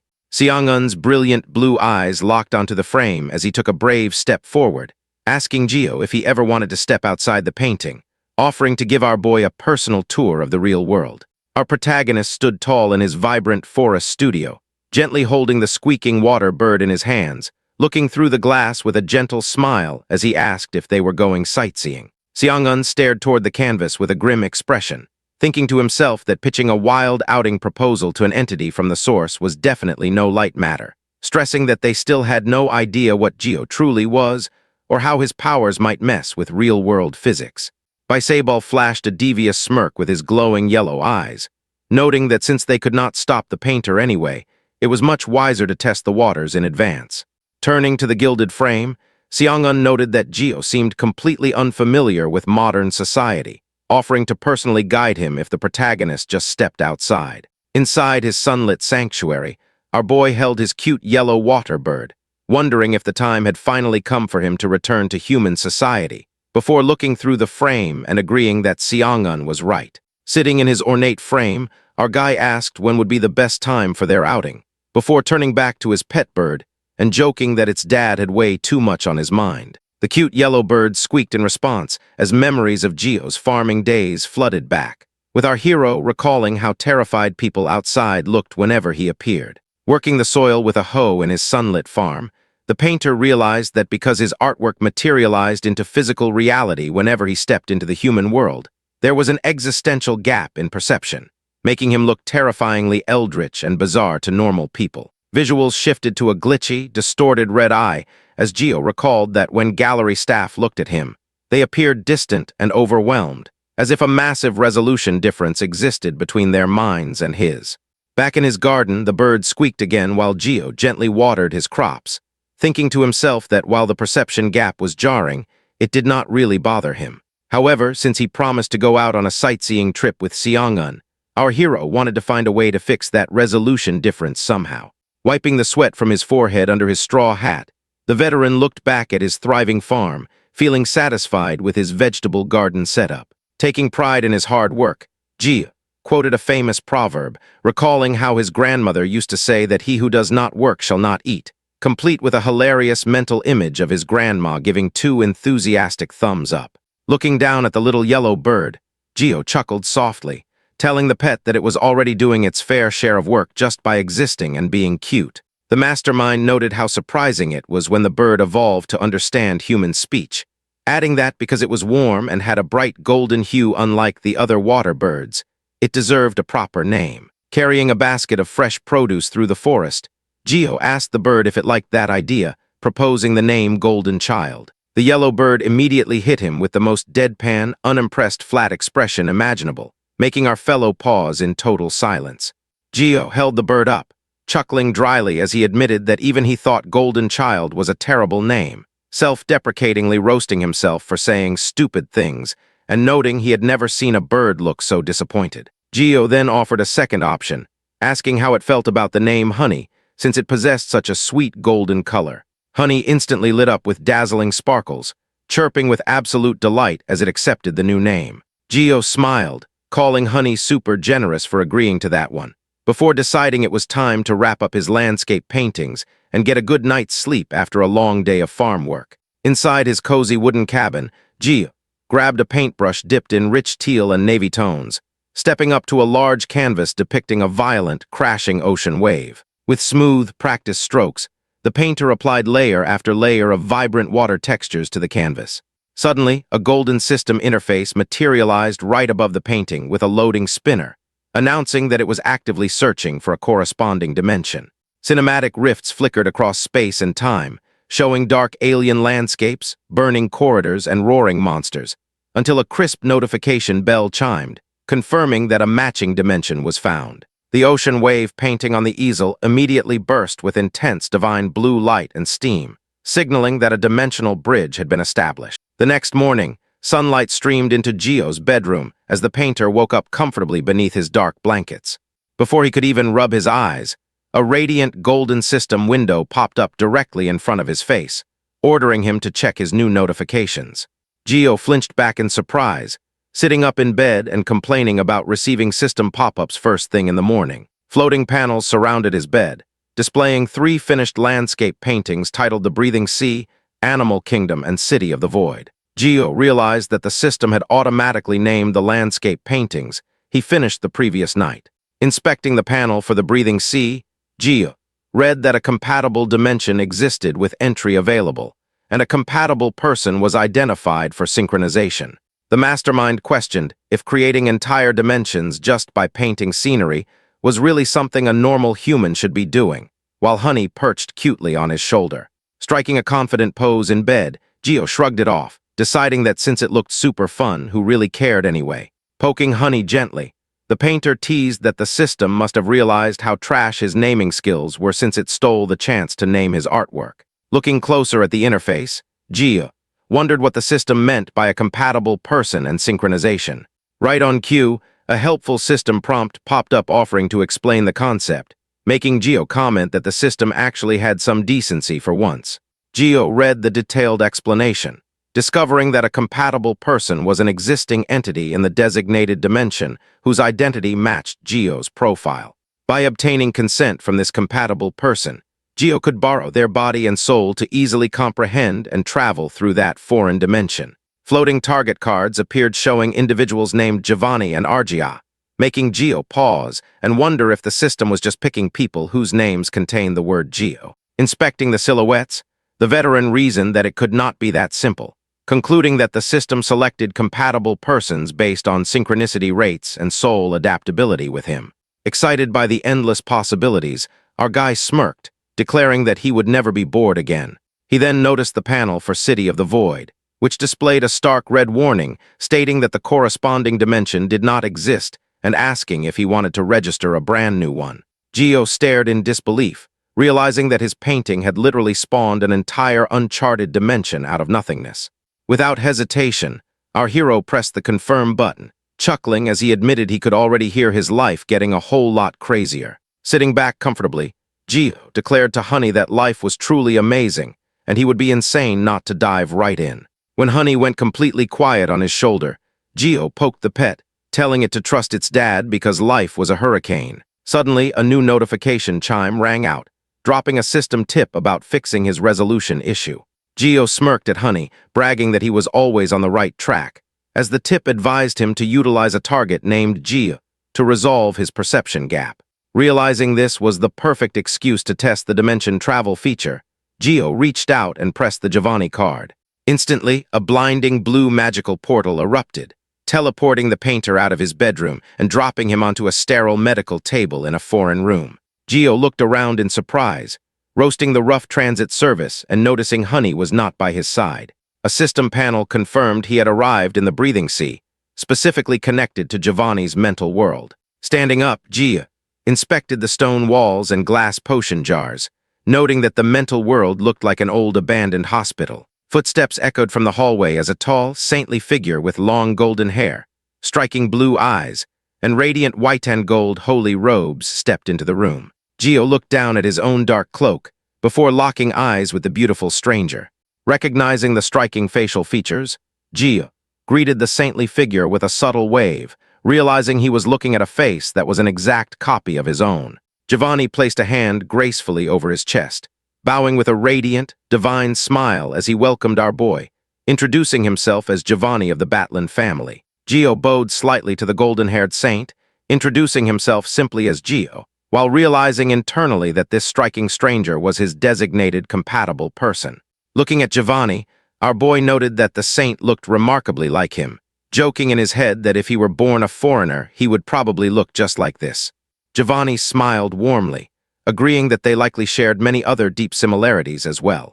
Our guy shook his hand and head in immediate refusal, admitting that he could never smile as brightly or warmly as Giovanni did. Jio explained that he was naturally terrible at smiling, which led to endless misunderstandings throughout his life. Flashback panels showed his past as colleagues gossiped behind his back, assuming Jio was hiding a dark tragedy or a dangerous criminal past, when in reality he was just a clueless teacher standing at a blackboard drawing a potato, constantly daydreaming about what he was going to eat for dinner the moment the lovely school bell rang. Giovanni laughed softly, calling Gio's food-obsessed worries adorable and comparing him to the students he used to teach. The saint smiled radiantly, promising that from now on, Gio would be able to smile just as warmly as he did. System windows flickered in the background as Gio pondered if adopting Giovanni's warm smile was really possible through the synchronization process.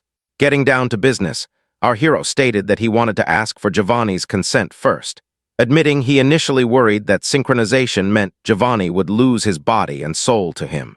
Gio asked directly if Giovanni was afraid of him or harbored any resentment, pointing out that Gio was essentially stealing everything from him just to explore a foreign dimension.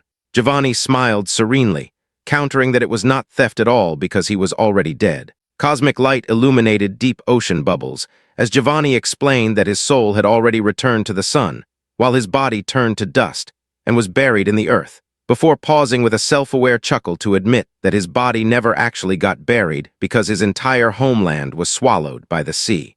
Gio looked completely bewildered, asking for clarification about Giovanni's home being swallowed. Giovanni confirmed with a soft smile that his entire world was consumed by the ocean and met its tragic end. Gio gently pointed out that the complete destruction of one's homeland was a pretty heavy topic to drop on someone he just met, but Giovanni urged Gio to listen. Gio bowed his head attentively, as Giovanni revealed that the only survivors left in his flooded world were mermaids hiding in the deepest oceanic trenches. Giovanni explained that his planet had shriveled up like a tiny game board, officially turning into a dungeon governed by strict system rules.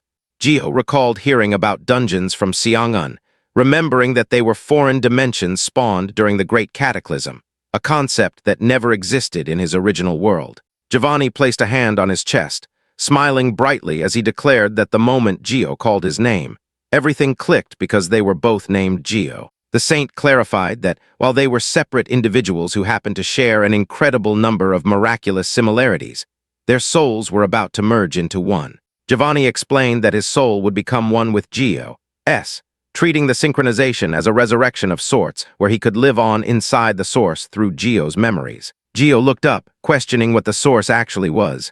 Giovanni admitted that while the source was an unfamiliar concept, Gio was already living inside it, explaining that the name itself was just a human label from Earth. The saint added that mortals could never comprehend the true form or rules of the divine cosmic entity, and as a humble soul, he was simply answering the call to align with Gio. Clasped hands trembling slightly, Giovanni delivered his ultimate request, asking if Gio could please look after the sun god of his world.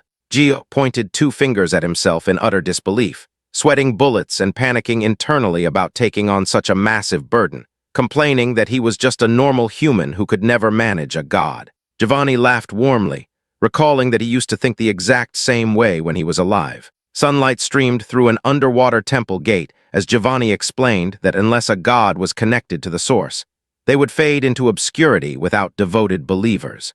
Giovanni admitted that while the sun god would not perish completely, he still worried as his son, asking Gio to simply remember the deity, speak with him occasionally, and borrow his holy power. The saint swore that as a priest molded by sunlight, looking after the god would not be a heavy burden at all. Gio put a hand to his chin, realizing that the request was basically just keeping a lonely senior citizen company. Gio smirked internally, noting that he was actually super experienced at that since he had been doing volunteer work with elderly villagers in Gangwon-do since his college days. Chibai Giovanni chuckled happily, expressing his relief and officially leaving the sun god in Gio's hands.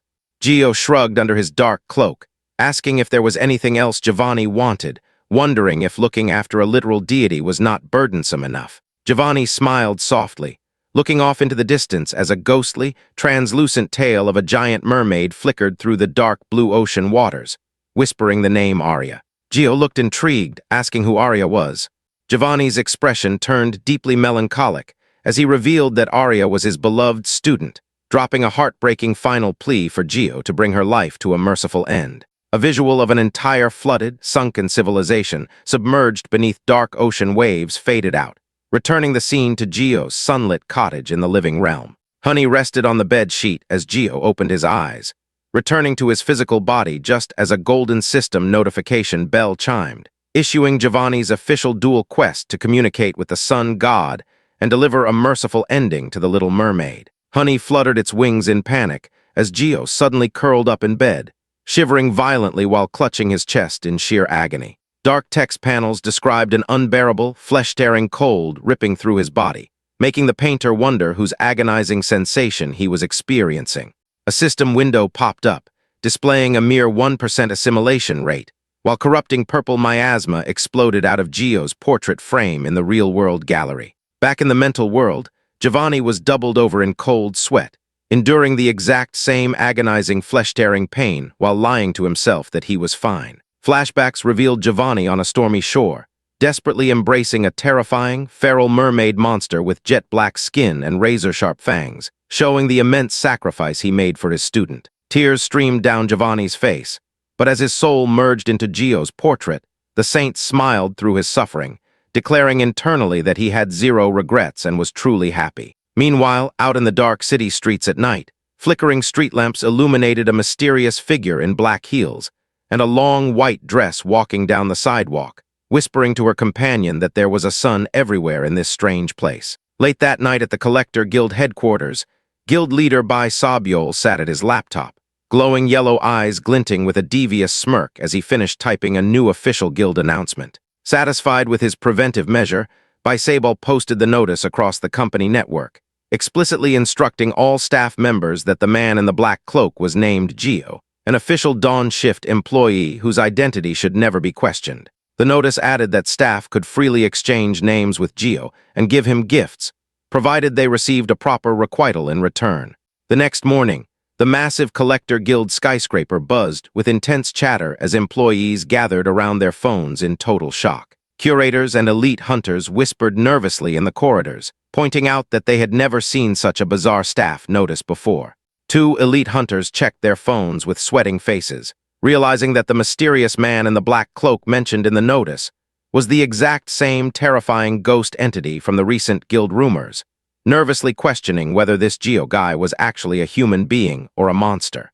Whispers echoed through the skyscraper corridors as female curators discussed the official guild notice, agreeing that Seo was never the type to play jokes with company announcements, and wondering how they should interpret the sudden news. Another employee holding a drink told her colleague to forget interpreting it, pointing out that while the man in the black cloak was clearly an eldritch monster, the notice was explicitly commanding everyone to play along and behave themselves.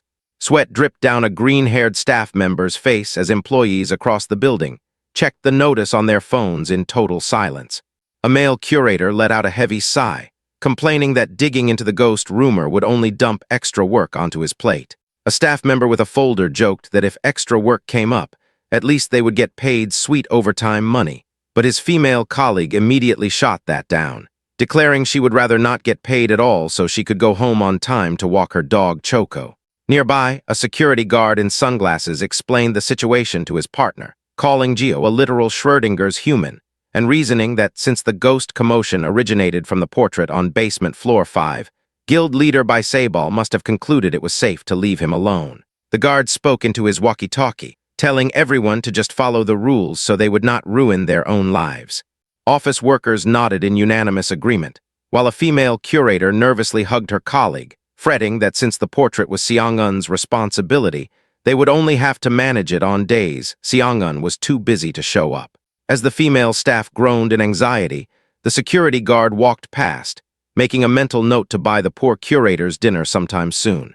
Up in the executive office, Seong-eun held his phone, praising Seo for hiring the absolute perfect staff and expressing relief that the ghost rumor was settled without internal chaos. Seo burst into a hearty laugh, clapping his hands and declaring that he loved his employees because they could not care less, never questioned a new coworker joining, and hated extra work more than death itself. Leaning back in his luxury chair, Seo noted that now that clear boundaries were set so staff would not be rude to Jio, they did not have to worry about the painter acting out internally. Seong-eun crossed his arms, pointing out that while guild issues were handled, Jio's cosmic aura would cause absolute panic among civilians, arguing that they needed to make the public believe Jio was a top-tier S-class hunter. Baiseball tapped his chin with a pen, wondering how the public would react to a random S-class suddenly appearing out of nowhere.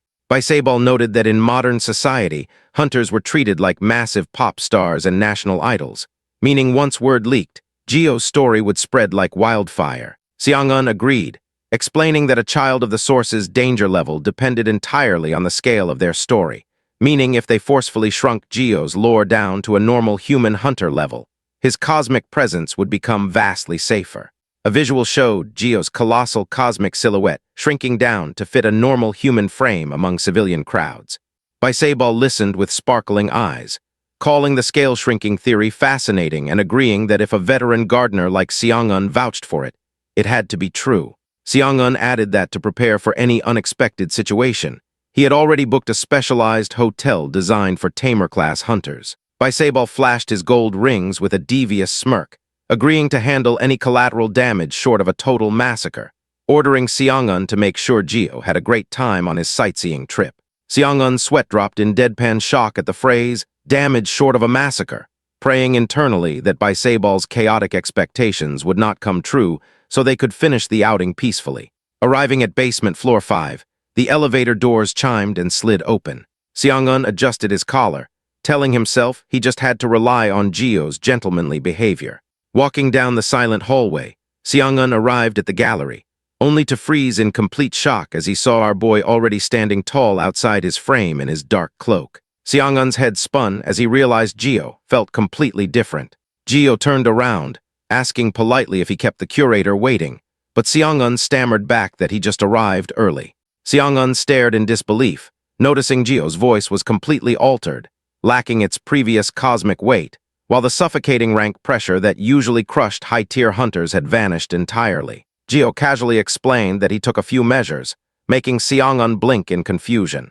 Our guy explained that he adjusted his aura so normal people would not be startled when seeing him, noting internally that judging by Seong-eun's calm reaction, his attempt worked like a charm. Flashbacks revealed that 2 days after synchronizing with Giovanni, Jio sat on his bed with Honey, updating the yellow bird that its father was doing fine. Jio pondered the system mechanics, realizing that by obtaining consent from a compatible person and completing world quests, his assimilation rate steadily climbed even on its own. Glancing at Giovanni's portrait, our hero realized that although he had never experienced Giovanni's memories, it felt like slowly recalling a past life, absorbing the saint's emotions and memories directly into his soul. Jio analyzed Giovanni's personality, describing him as a warm, gentle soul with soft charisma, an ambitious man striving for peace who cherished daily life with his loved ones above all else. Walking through his wooden studio, Jio noted that experiencing his left and right brain working separately was super rare. But whenever Giovanni's personality slipped out, snapping back to himself was as simple as blowing his nose. Just as the system advised, applying Jio's profile resolved his perception gap. But while synchronized with Giovanni's soul, Jio suddenly felt intense human hunger, required regular sleep, and even had to put on rubber gloves to scrub the cabin toilet. Eating at his dining table, our fellow smiled, realizing that with these human traits active, he looked perfectly normal. Back in the present gallery, Jio told Seong-eun that because of these human traits, he was currently starving, asking if they should head out for food. Seong-eun snapped out of his trance, stuttering for Jio to follow him, while his mind exploded with psychological horror. Seong-eun realized with absolute dread that to prevent normal humans from being crushed by his cosmic existence, Jio had literally severed and suppressed his own divine presence before stepping out of the frame. Seong-eun's head reeled, thinking that cutting away one's cosmic presence was no different from severing one's own limbs and crawling around, calling it an act of horrific self-harm. Sweating bullets, Seong-eun asked if Jio was really okay, but Jio just tilted his head with a confused question mark, replying that he was completely fine. As they rode the elevator, Seong-eun remembered Jio's habit of giving gifts, realizing that malicious people might try to exploit his generosity. Visuals showed staff taking gifts from Jio, while Seong-eun panicked in the background. Seong-eun realized he had been worrying about the wrong thing, realizing he should have been worrying about the reckless humans who might accidentally provoke the cosmic entity. Stepping out of the skyscraper, a massive futuristic cityscape unfolded before them, filled with flying vehicles, winged hunters, and giant swordsmen. Looking up at the towering skyscrapers, Jio quoted a famous idiom, noting that while people say rivers and mountains change in 10 years, this new world was far more diverse and unique than when he briefly stepped out before. Our boy and Seong-eun walked together into the bustling sci-fi crowd, surrounded by cybernetic knights, bird-winged hunters, and smartphone-using citizens, officially kicking off their wild sightseeing adventure. Stepping into the crisp morning air, Seo Jio stared up at the vast blue sky with deep wonder, marveling at how incredible the view felt, and thinking that his earlier worries about adjusting his resolution seemed totally silly. Down on the bustling streets below, high-tier hunters strutted around flexing their gleaming oversized swords and majestic feather wings, while low-key clout chasers gossiped about a warrior carrying a massive broadsword on his back. Walking right beside him, Yu Seong-eun kept his sharp blue eyes locked onto the master artist, overthinking every single detail and mentally calculating that even with his presence suppressed down to 4%, our guy still radiated the crazy aura of an A-rank hunter minimum that pulled every eye in the crowd. Deciding to play it safe before some random bystander started a scene, Seong-eun gently pulled the dark fabric over the artist's head, suggesting he keep his hood up for now, which the hooded master smoothly accepted with a polite head nod. Pointing toward a sci-fi monorail hovering above high-tech skyscrapers, Seong-eun announced they were taking the surface train to their restaurant destination.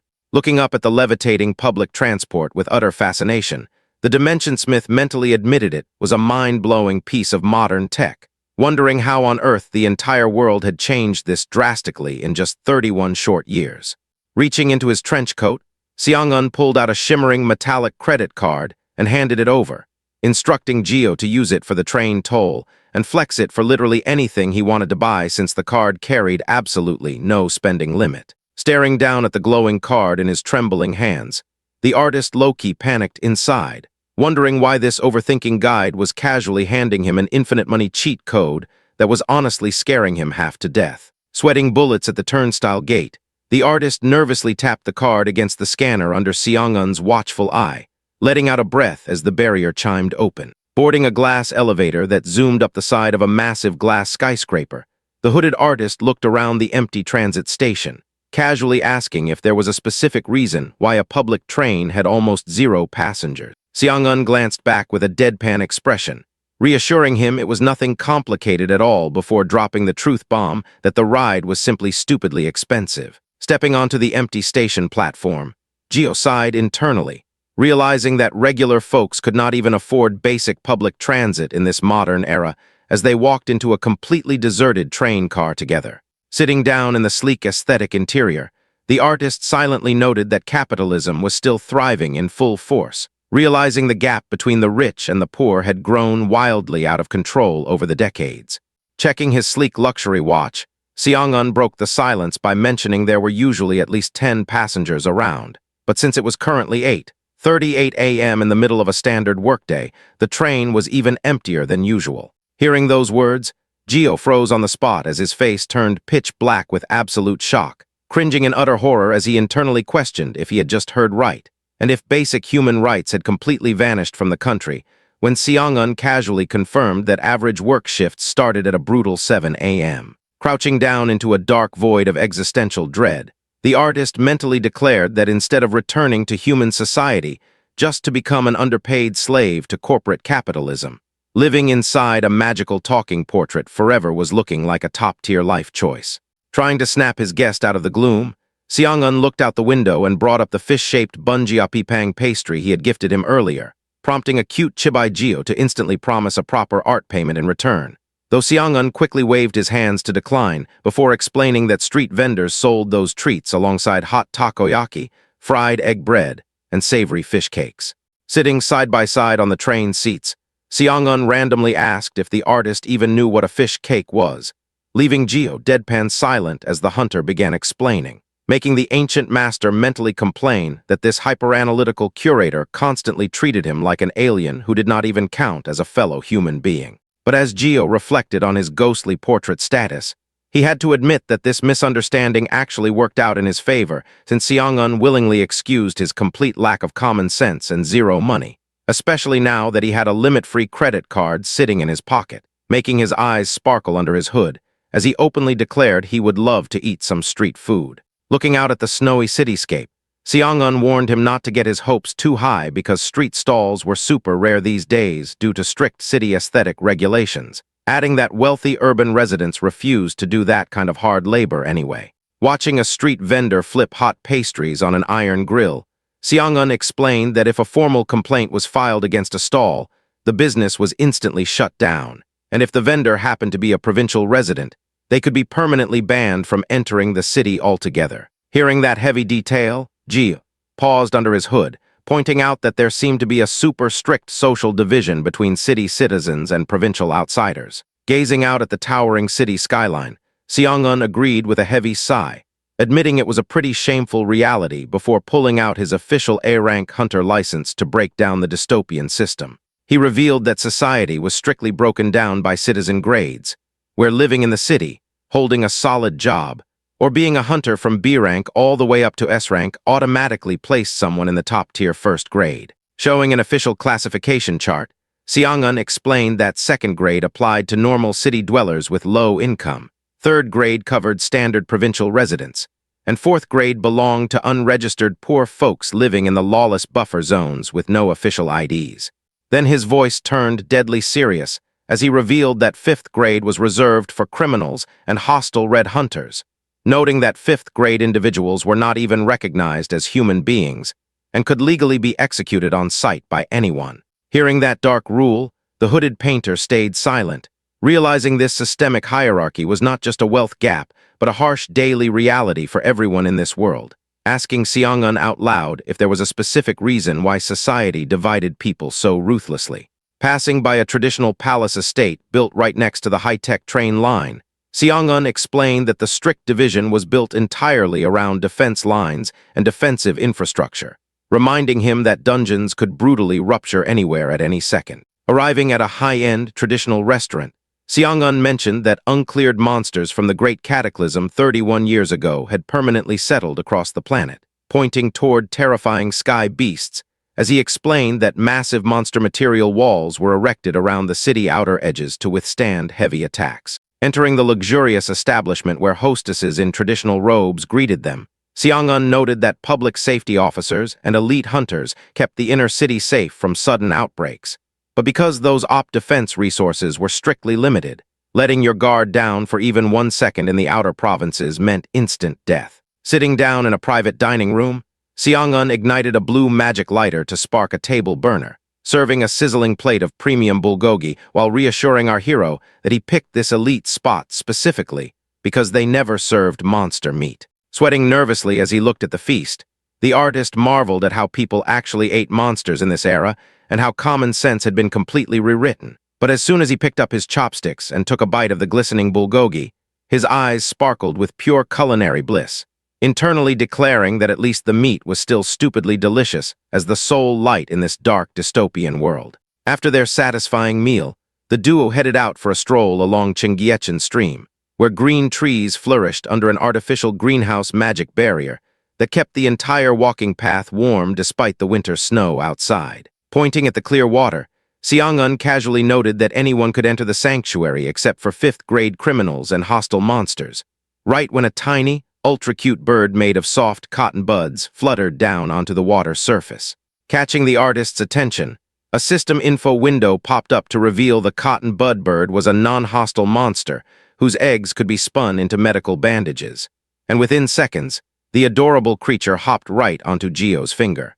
Seong-eun smiled warmly, explaining that certain monster species had adapted for peaceful coexistence with humans, chuckling in amusement as a whole flock of cotton birds suddenly piled onto the artist's black hood like a blooming flower bush. Seeing how relaxed the painter was, Seong-eun playfully suggested he dip his feet into the warm stream, and after Jio double-checked if that was actually allowed, Seong-eun assured him no one was around to care. Rolling up his dark pants, our hero stepped his bare foot into the crystal-clear water, feeling the soothing warmth rush over his skin as he internally noted that the water carried a sweet, deep scent unlike the odorless waters of his past world. But as he sat peacefully by the bank, A chilling transformation suddenly began as Jio's dark hair beneath the hood shifted into long, radiant golden locks, releasing a divine sea scent resonance that made Seong-eun's eyes widen in total shock. Recognizing that sudden shift in soul energy, Seong-eun's face turned completely pale, trembling in utter disbelief as he called out Jio's name while divine water aura splashed softly around the artist's hands. Sensing the familiar ocean breeze of his lost home, the golden-haired saint smiled serenely under his dark hood, while Seong-eun stood shadowed against a distorting cosmic backdrop, calling out one final time in a trembling, intense voice to ask if the person sitting before him was truly Seo Jio. Looking back with a serene golden glow, the saint softly confirmed that Seong-eun was correct, smirking under his hood as he revealed that his name was simply Jio. Staring at the shimmering golden locks flowing beneath the dark fabric, Seong-eun stood completely frozen in sheer horror, his face turning pale as dark despair consumed his thoughts. Passing through the tense silence, the scene shifted to a luxury hotel corridor where Seong-eun handed over a digital room key, explaining that his own room was right next door so Jio could call him if he needed anything. The artist politely agreed, and after Seong-eun mentioned that their dinner reservation was set for 6:30 p.m. so they should meet in the hallway at 6:00 p.m., Jio confirmed he understood. Forcing a nervous smile, Seong-eun wished him a good rest and said he would see him later, but the exact second the hotel door clicked shut, the class curator instantly collapsed onto his knees in the dark hallway, wheezing out a heavy sigh as he panicked over the terrifying entity he had just witnessed. Recalling the cosmic sea aura radiating from the golden-haired saint, Seong-eun grimly realized that the creature was definitely not human, remembering that Jio had always introduced himself specifically as Seo Jio, because he was conscious of living in Korea. He recalled how he had deliberately tested him by asking if he was Seo Jio, only for the entity to specifically define itself as Jio instead, causing the overthinking hunter to lean against the wall in complete mental defeat. Beating himself up for letting his guard down just because Jio's aura rank had dropped to normal human levels, Seong-eun realized that no matter how flawlessly this cosmic entity mimicked human behavior, it could never truly become one of them. Shuddering in fear as he concluded it was just primordial nature wearing a human skin before collapsing face down onto his hotel bed in total exhaustion. Meanwhile, inside his high-tech suite on the 45th floor, our boy was living his absolute best life, staring out the massive glass window with huge excitement and marveling at the incredible city view.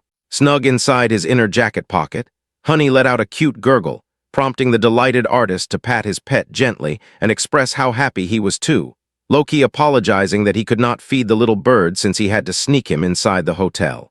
Honey cooed softly while cradling shiny red and blue gems inside its translucent body, making Jio collapse onto the soft mattress and playfully lift the golden water bird into the air, happily declaring that once they returned home, he would craft something sweet using their leftover syrup, while a hilarious system box pointed out that the MC was not overthinking a single thing. Back in his own room, Seong-eun stared at his gloved hands while desperately trying to rationalize the situation, reassuring himself that everything was still running smoothly and that Jio was still the same kind person just doing his best to mimic humanity, praying that their sightseeing trip would end without any crazy incidents. But as fate had other plans, Seong-eun recalled the water speedboat ride to the restaurant where Jio's golden hair had suddenly flared up again as he leaned dangerously over the edge toward the ocean spray, making the boat captain break into a heavy sweat. Panicking out of his mind, Seong-eun had lunged across the deck and tackled Jio back into his seat, shouting his name in utter terror while complaining that he was scaring the poor driver. Shifting back to his dark hair with golden highlights, the artist smoothly apologized, explaining it was his very first time riding an ocean waterway so he got super curious, though he quietly added to himself that he could smell the sweet scent of the sea. Standing up on the rocking boat, Seong-eun scolded him for making it look like he was going to jump overboard, but quickly sighed and sat back down, admitting he only reacted so aggressively because he was worried Jio would get hurt and thanking him for understanding. Narrowing his eyes thoughtfully, Seong-eun casually asked if Jio liked the sea, explaining as their speedboat zipped between futuristic oceanside skyscrapers that underwater monsters had caused global sea levels to rise, forcing humanity to construct massive urban waterways to let the seawater flow through. Mentioning how Jio had reacted to the water back at Cheongyecheon Stream as well, Seong-eun asked if he held a special fondness for the ocean scent, but the artist casually tilted his head under his hood and claimed he really did not. But a second later, Jio softly added that he thought Giovanni liked it, his dark hair shimmering into gold once again as he clasped his hands and reaffirmed out loud that the ancient saint definitely loved the sea. Left completely dizzied by that weird non-answer, Seong-eun watched in deadpan confusion as Jio randomly asked if mermaids existed in this world too, making the curator's eyes widen in shock as he realized the artist had specifically said mermaids were here too. Staring intently at the hooded master, Seong-eun wondered if the entity held some deep connection to ocean mermaids, explaining out loud that ocean monsters like giant sea beasts definitely popped up, adding that even non-monsters could manifest in those forms due to human beliefs. Visualizing ancient myths and legendary deities, Seong-eun explained that when humanity believed heavily in legends, idolatry, and ancient myths, those concepts materialized into real physical entities because the planet had shrunk into a single rule-bound game board dungeon. Right as Seong-eun dropped that heavy lore, Jio listened intently while a system quest window flashed inside his mind, revealing Giovanni's dual quests to communicate with the sun god and deliver a merciful ending to the Little Mermaid. Breaking the heavy atmosphere, the speedboat captain announced their arrival, and as Jio stepped off the deck, he gasped in absolute awe at the magnificent restaurant, a colossal, breathtaking seashell structure rising directly out of the glowing ocean water surrounded by pink coral reefs. Seong-eun explained as they walked inside that the establishment was built right inside the cleared remains of a stationary dungeon, leading Jio into an elegant white dining room lit by soft candlelight. Sitting down to eat, Jio asked what a stationary dungeon was, prompting Seong-eun to break down dungeon classification 101, explaining that dungeons were broadly split into stationary types fixed in one spot and mobile types that moved around. Seong-eun elaborated that dungeons were further divided into virtual dungeons, villa dungeons, and entry dungeons, revealing that virtual dungeons had no physical boundaries and triggered whenever random people met insane specific conditions, like 10 30-something men gathering inside a convenience store at exactly 9:00 p.m. Hearing about a graphic example called The Curse of Leaving Work, the artist stopped cutting his food and sweated profusely, complaining that getting dragged into a lethal dungeon raid just for buying snacks at a convenience store was wildly unfair,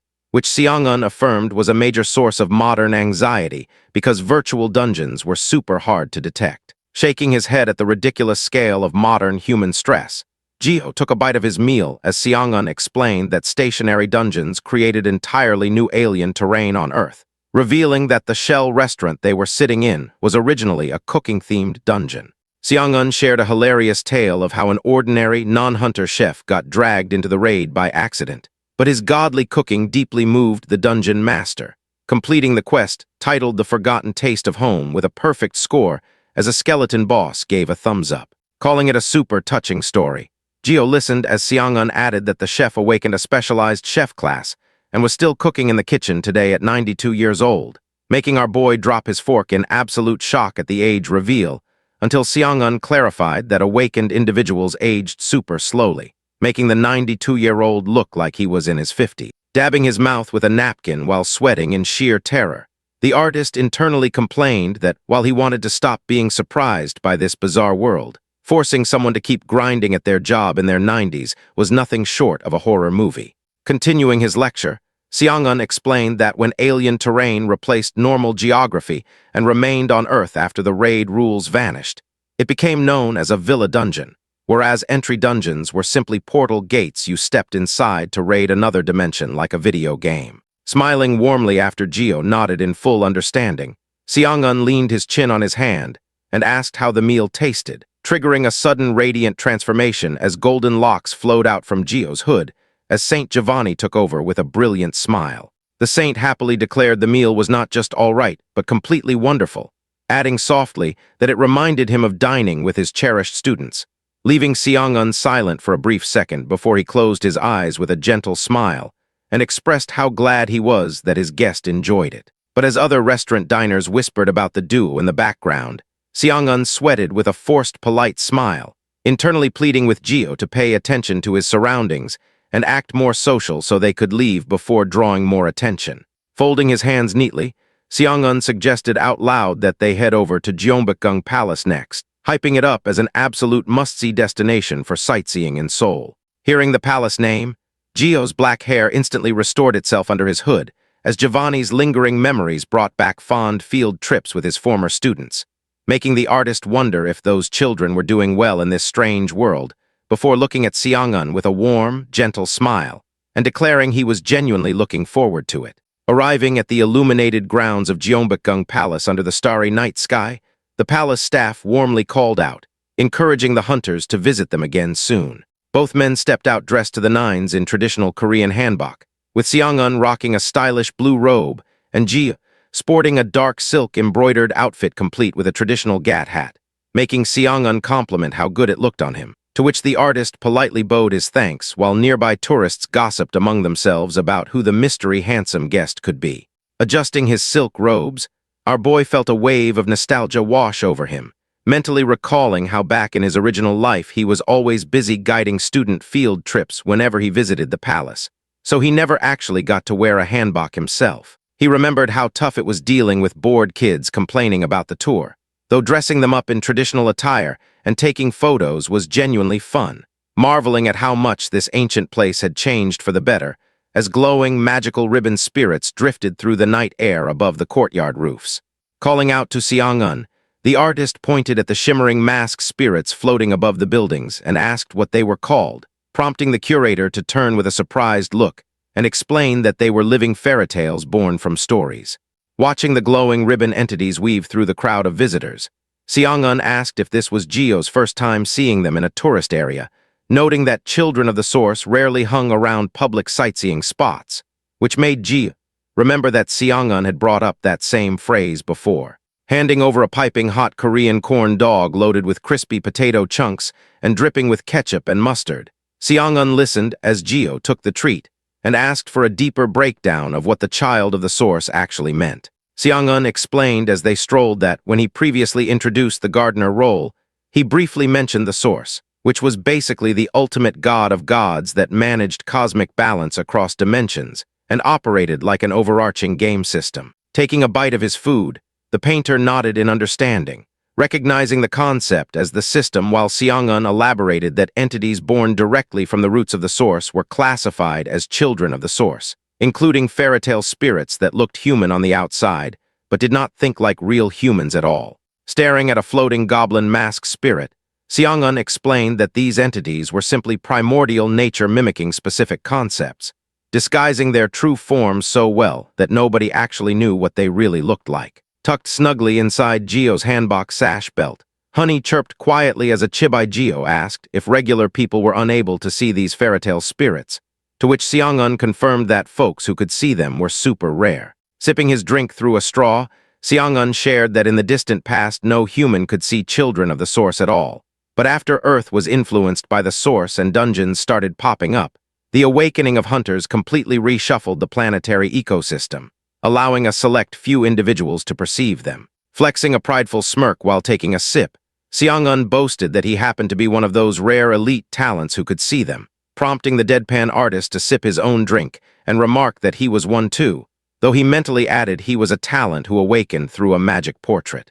Sweating nervously as he pulled out a flame to light a candle, Seong-eun forced a chuckle and agreed, making Chibai Gio deadpan that the curator had just treated him like an eldritch monster all over again. Suddenly, loud shouts echoed across the courtyard, making Seong-eun perk up and spot two men in hanbok getting into a heated fistfight, predicting that palace guards would drag them away in no time. Making a camera frame gesture with his fingers toward the commotion, the artist was suddenly hit by a system quest pop-up, instructing him to create a frame to determine safety levels in exchange for a seal reward. Confused by the sudden quest, the artist looked on as guards dragged away one of the brawlers, leaving behind a suspicious man in round glasses wearing a tan hanbok. Wondering why an innocent-looking guy who got picked on would trigger a system alert, Ji held up his hands and framed the glasses-wearing man through his fingers, instantly generating a glowing system interface that flagged the target with a staggering 5-star maximum danger level, confirming he was extremely lethal. Sweating behind his finger frame, the artist questioned if it was really safe for someone that ridiculously dangerous to wander around freely, but right as he stared, the villain suddenly snapped his head around and locked eyes directly with Gio on the stairs. Lowering his hands in a hurry, the painter realized he had stared way too hard, right when honey unexpectedly burst out from his chest sleeve with a loud chirp, flapping its golden body full of glowing gems and making Seong-un freak out in total shock. Snatching honey back into his palms, the artist let out a quick whoops and stuffed the golden water bird back into his hanbok robes, though Seong-un sweated profusely, and Deadpan warned him that hiding the bird did not mean he failed to see it. Looking closer, Seong-un asked if that was the same water bird Jio showed him earlier despite the slightly altered color, and when Jio confirmed it was honey, Seong-un nearly lost his mind, panicking over how on earth Jio managed to bring a living dimensional entity outside his painting domain into the real world. Turning completely blue with a hollow, defeated expression, the curator mentally threw in the towel, resigning himself to the belief that the world was about to end all over again, while desperately wondering how he was supposed to report this cosmic threat to his higher-ups.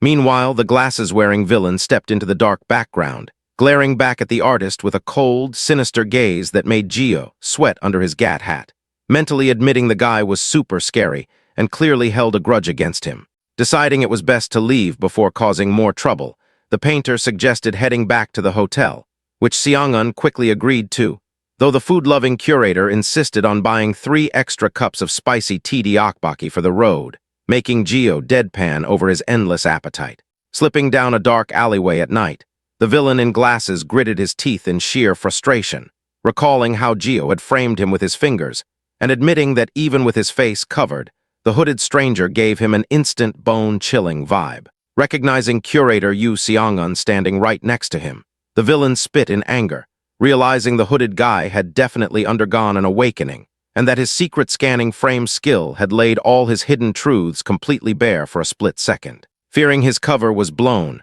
a flashback revealed that the villain was actually an undercover high priest of the radical solar cult, who had spent years working his way up the ranks to stage a massive upcoming cult event. Realizing that if Ji reported his identity, his entire master plan would be completely ruined. Locking his eyes in a bloodthirsty glare, the cult priest declared he had to murder the artist immediately, but right as he swore revenge, a quiet bird coo echoed from a rooftop ledge above him. Looking up into the alley shadow, the priest spotted Honey sitting on the wall cradling shiny gems inside its gel body, assuming the little bird was a taming beast sent by a rookie hunter to spy on him. Grinning with a sadistic smirk, the villain prepared a dark aura claw attack, declaring it a classic rookie hunter blunder, and vowing to catch the beast and trace it straight back to its owner.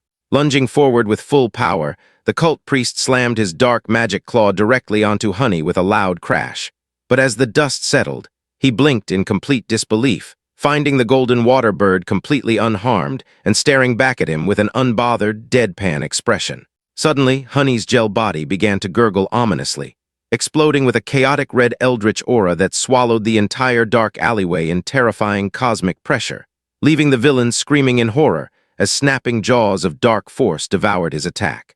Hours later, back in his peaceful hotel room, our boy woke up in the middle of the night, rubbing his sleepy eyes and calling out for Honey in the quiet dark. Looking over at the empty bed, a system text overlay declared that Honey was officially gone, making the exhausted artist sit up in bed, clutching his blanket in utter despair and begging out loud to be left in peace before mentally crying over his ruined night of sleep. Growing up as a young kid, street food vendor Cha Yun-hyuk had always possessed the rare ability to see strange, supernatural entities that normal people could not perceive. Pointing toward an empty guardrail along a sunset suburban road, young Yun-hyuk asked his friend in a green hoodie if he could see the weird entity standing there. But his friend shook his head and asked if he was seeing a monster, forcing Yun-hyuk to sweat nervously and quickly claim he must have been mistaken. Staring into the distance, young Yun-hyuk watched as towering, pitch-black spirits shaped like ghostly brides and shadow beasts loomed over the landscape, mentally noting that even when these entities took on human-like forms,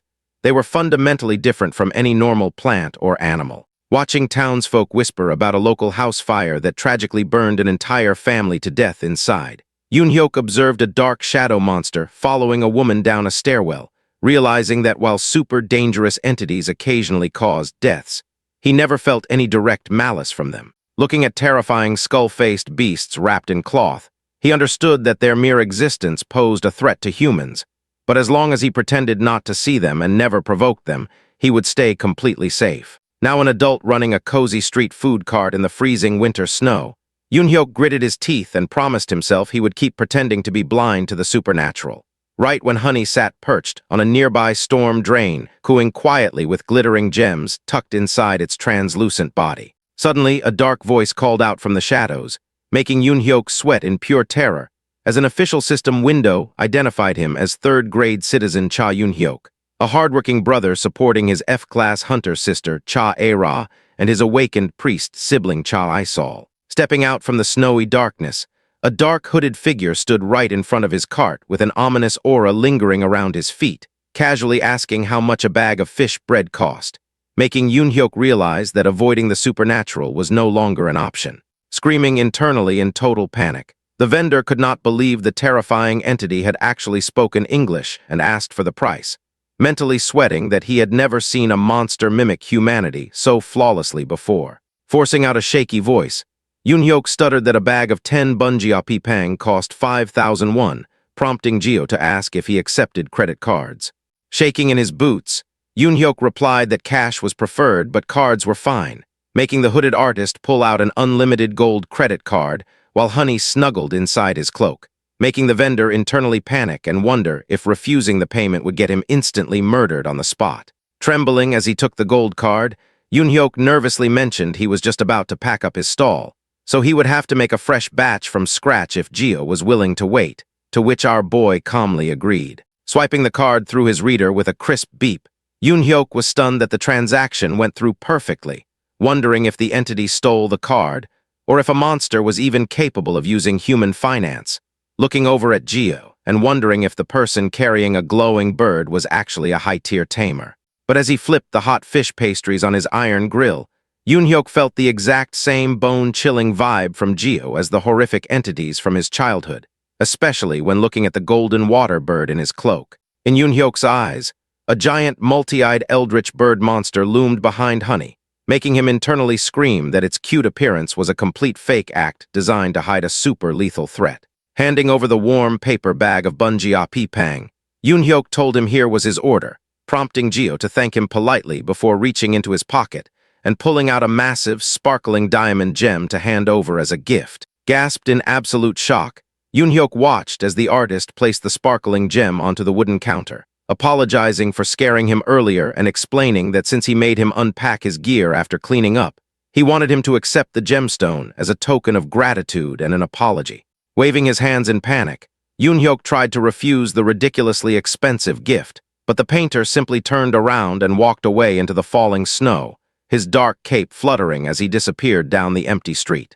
Collapsing onto the floor behind his cart in sheer relief, Yoon-hyuk clutched his chest and cheered internally that he had actually survived, recalling how he always believed he would die in a bizarre, inexplicable monster attack and truly thought today was his final day on Earth. Suddenly, a heavy thud slammed onto the roof of his street stall, making Yoon-hyuk flinch in pure horror as a colossal multi-eyed shadow beast ripped through the canopy and swallowed his head whole in a terrifying crunch. Sweat poured down his face as he waited for death, but to his utter shock, the terrifying bite did not hurt at all, popping with a soft golden light as the giant shadow beast dissolved right back into cute little Honey sitting peacefully on the counter. Honey sparkled cutely while cradling its gems, fluttering its golden wings before soaring up into the night sky, leaving Yoon-hyuk staring blankly in deadpan disbelief, before deciding he was definitely relocating his street stall tomorrow. The very next day, right outside the Collector Guild skyscraper headquarters, Seong-eun and Jio walked up to the exact same bunjia pang stall, with Seong-eun instantly recognizing the vendor and casually ordering a bag of fish bread. Freezing on the spot with his eyes popping out of his head, Yoon-hyuk screamed inside his head over how ridiculously small the world was, forcing a sweating smile as Seong-eun noted he had moved locations, with the vendor lying that he had to move around to avoid getting fined for staying in one spot too long. Looking at Seong-eun in his high-tier trench coat, Yoon-hyuk realized Jio was hanging out with a top-tier first-class hunter, wondering if Jio was an official tamer, right when our boy bowed politely under his hood and thanked Yoon-hyuk for last night. Hearing those words, Seong-eun froze in total shock, snapping toward Jio and panicking over whether he had snuck out of the hotel last night. Jio truthfully explained that Honey had disappeared, so he went out searching for her, making Seong-eun scold him for going out without giving him a heads up, though the artist casually added that he found his pet super quickly. Sweat poured down Yoon-hyuk's face as he adjusted his bucket hat, panicking out loud to Seong-eun that the bird was so insanely dangerous it required an A-rank hunter to control it, screaming that he almost died selling bunjiapipang yesterday. Holding out a card, Seong-eun awkwardly tried to smooth things over by claiming Jio was a tamer and asking what on earth happened, making Yoon-hyuk yell out a desperate yes before explaining that after Jio bought the pastries, the bird named Honey grew into a giant monster and bit his head twice before flying off. Hearing that wild story, a heavy, dark, gloomy aura swallowed Jio in sheer guilt and embarrassment while his stomach let out a loud rumble, making Seong-eun snap around with an angry face and demand to know what the artist had to say for himself. Bowing his head deeply in utter shame, our hero offered his sincerest apologies before turning to Yoon-hyuk with genuine concern to ask if he was injured, making the vendor wave his hands awkwardly and admit it did not hurt at all and felt like the beast was just playing around. Bowing deeply once again, the artist apologized profusely on behalf of his son, making a Chibai Seong-eun sweat in utter mind-blown confusion over the word, son. Suddenly, Saint Giovanni's radiant golden hair flowed out from beneath the dark hood, washing the alley in divine light as the saint gently raised his hand toward Yoon-hyuk's forehead, offering to examine his injuries since he was an actual doctor who knew how to treat wounds. Hearing the word doctor, Seong-eun stood completely paralyzed in sheer disbelief, internally overthinking how on earth a 29-year-old artist named Seo Jio possessed the memories of a holy doctor. Smiling with breathtaking beauty under his hood, Saint Giovanni politely excused himself while Yoon-hyuk pulled off his bucket hat, blushing intensely under the saint's divine radiance as gentle light washed over them. Meanwhile, in a dark back alleyway nearby, the clack of stylish high heels echoed against the concrete as a mysterious, drop-dead gorgeous aquatic entity stepped through the shadows. Looking down at the dark alley floor where the solar cult priest was devoured by Honey, the blue-haired mermaid boss named Arya held her chin in deep thought, noting how strange it was that the priest's traces completely vanished here, wondering if the vessel she carefully chose had somehow been tricked. Walking through the shadowed alleyway, the blue-haired mermaid boss Arya noted to herself that neither the Temple of the Sun nor the media had any idea how the cult priest had vanished, pointing out that the scene carried zero signs of a struggle or escape attempt. Looking down with a cold smile, Arya expressed her annoyance, revealing she was planning to completely ruin the upcoming Festival of the Sun, but the vessel she hand-picked to carry out the sabotage had mysteriously disappeared. Looking over at glowing pink energy chains wrapped around a young mermaid boy named Iser, Arya addressed him as her one and only galaxy, commanding him to step up and take over the sabotage mission, to which the young sea boy bowed dutifully and swore he would not disappoint her. Splashing away into dark water, Arya's terrifying beastly silhouette grinned with razor-sharp teeth, telling him not to be so stiff since they were all doing this just to have some fun as her high heels clacked against the pavement. Meanwhile, back at the sunny bunjiapipang stall, street vendor Cha Yoon-hyuk touched his glowing forehead in pure shock, marveling at how warm his head felt after Saint Giovanni touched him. Smiling with divine beauty under his dark hood, Saint Giovanni gently explained that his scalp was slightly scratched earlier, so to prevent any infection he used a tiny bit of holy purification power to heal him up.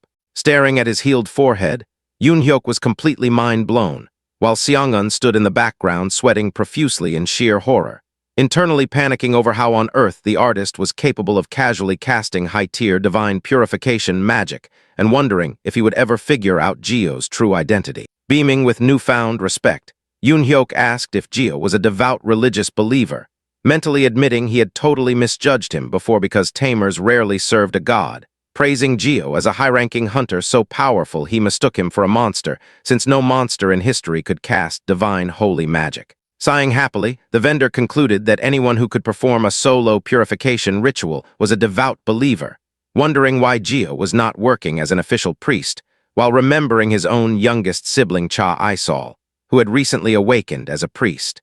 Yoon-hyuk asked out loud if they were attending the upcoming solar cult initiation ceremony at the Temple of the Sun, prompting Seong-eun to turn and ask if it was already time for the winter initiation event. Flipping hot pastries on his grill, Yoon-hyuk confirmed that the ceremonies were always held in the dead of winter, proudly sharing that his youngest sibling was participating this year, and admitting that meeting a fellow believer reminded him of his family. Seong-eun chimed in with a clever smile, noting that the larger the crowd gathered at the ceremony, the easier it was to receive the gaze of God, to which Yoon-hyuk agreed, admitting he was low-key worried about how his youngest would make a living if God did not choose them during the event. Reassuring the anxious vendor, Seong-eun pointed out that since the kid had awakened as a priest, their divine affinity was already exceptional, meaning they could easily snag a comfortable office job at the temple regardless.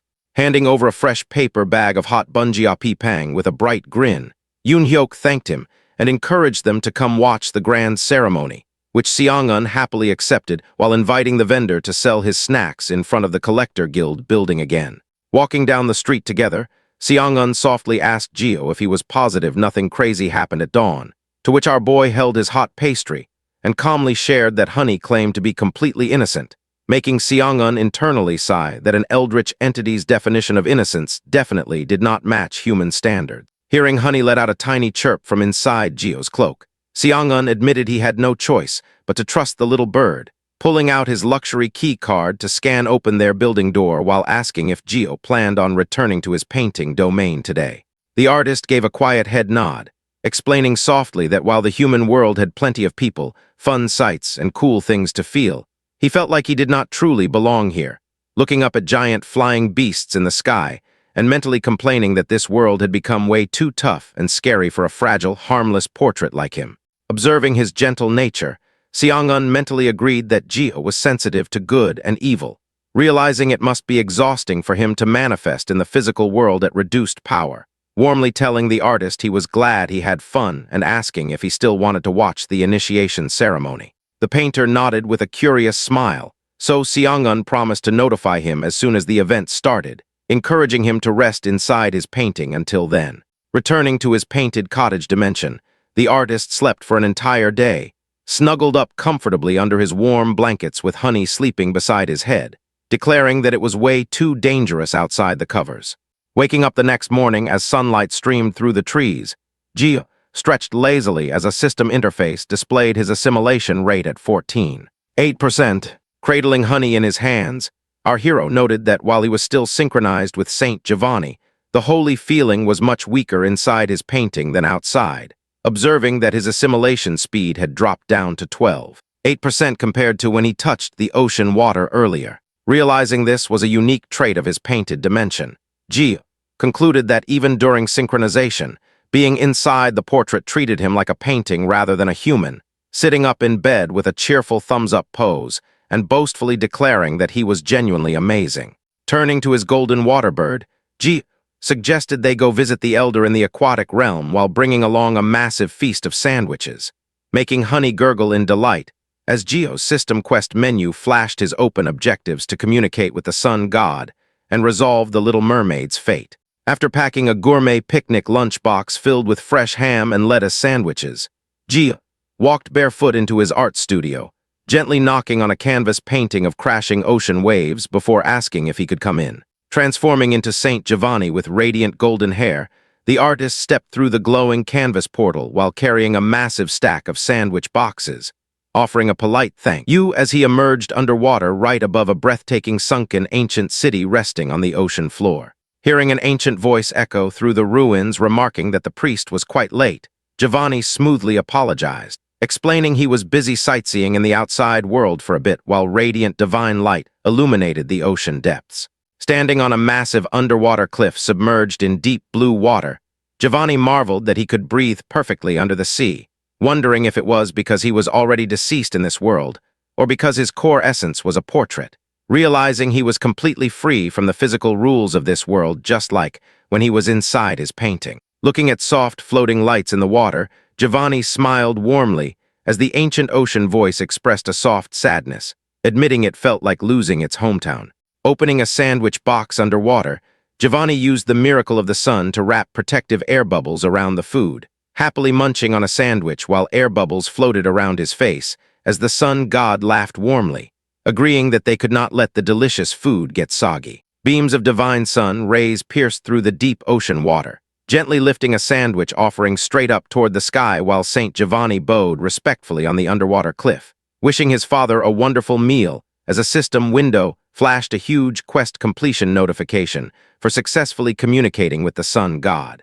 Meanwhile, back in the real world, guild leader Seo Jio clapped his ring-adorned hands together with a predatory grin, asking Seong-eun if he truly believed Jio possessed a second ego. Wearing a face mask, Seong-eun complained bitterly that he had already promised to submit an official report soon, asking why Seo felt the need to drag him all the way to his office when managing Jio's portrait was not his only responsibility. Explaining that the sea had been wildly chaotic lately and kept calling him away for hunter duties, Seong-eun watched as Sebo's eyes glowed with intense, dangerous curiosity, echoing the word sea with a sinister smile.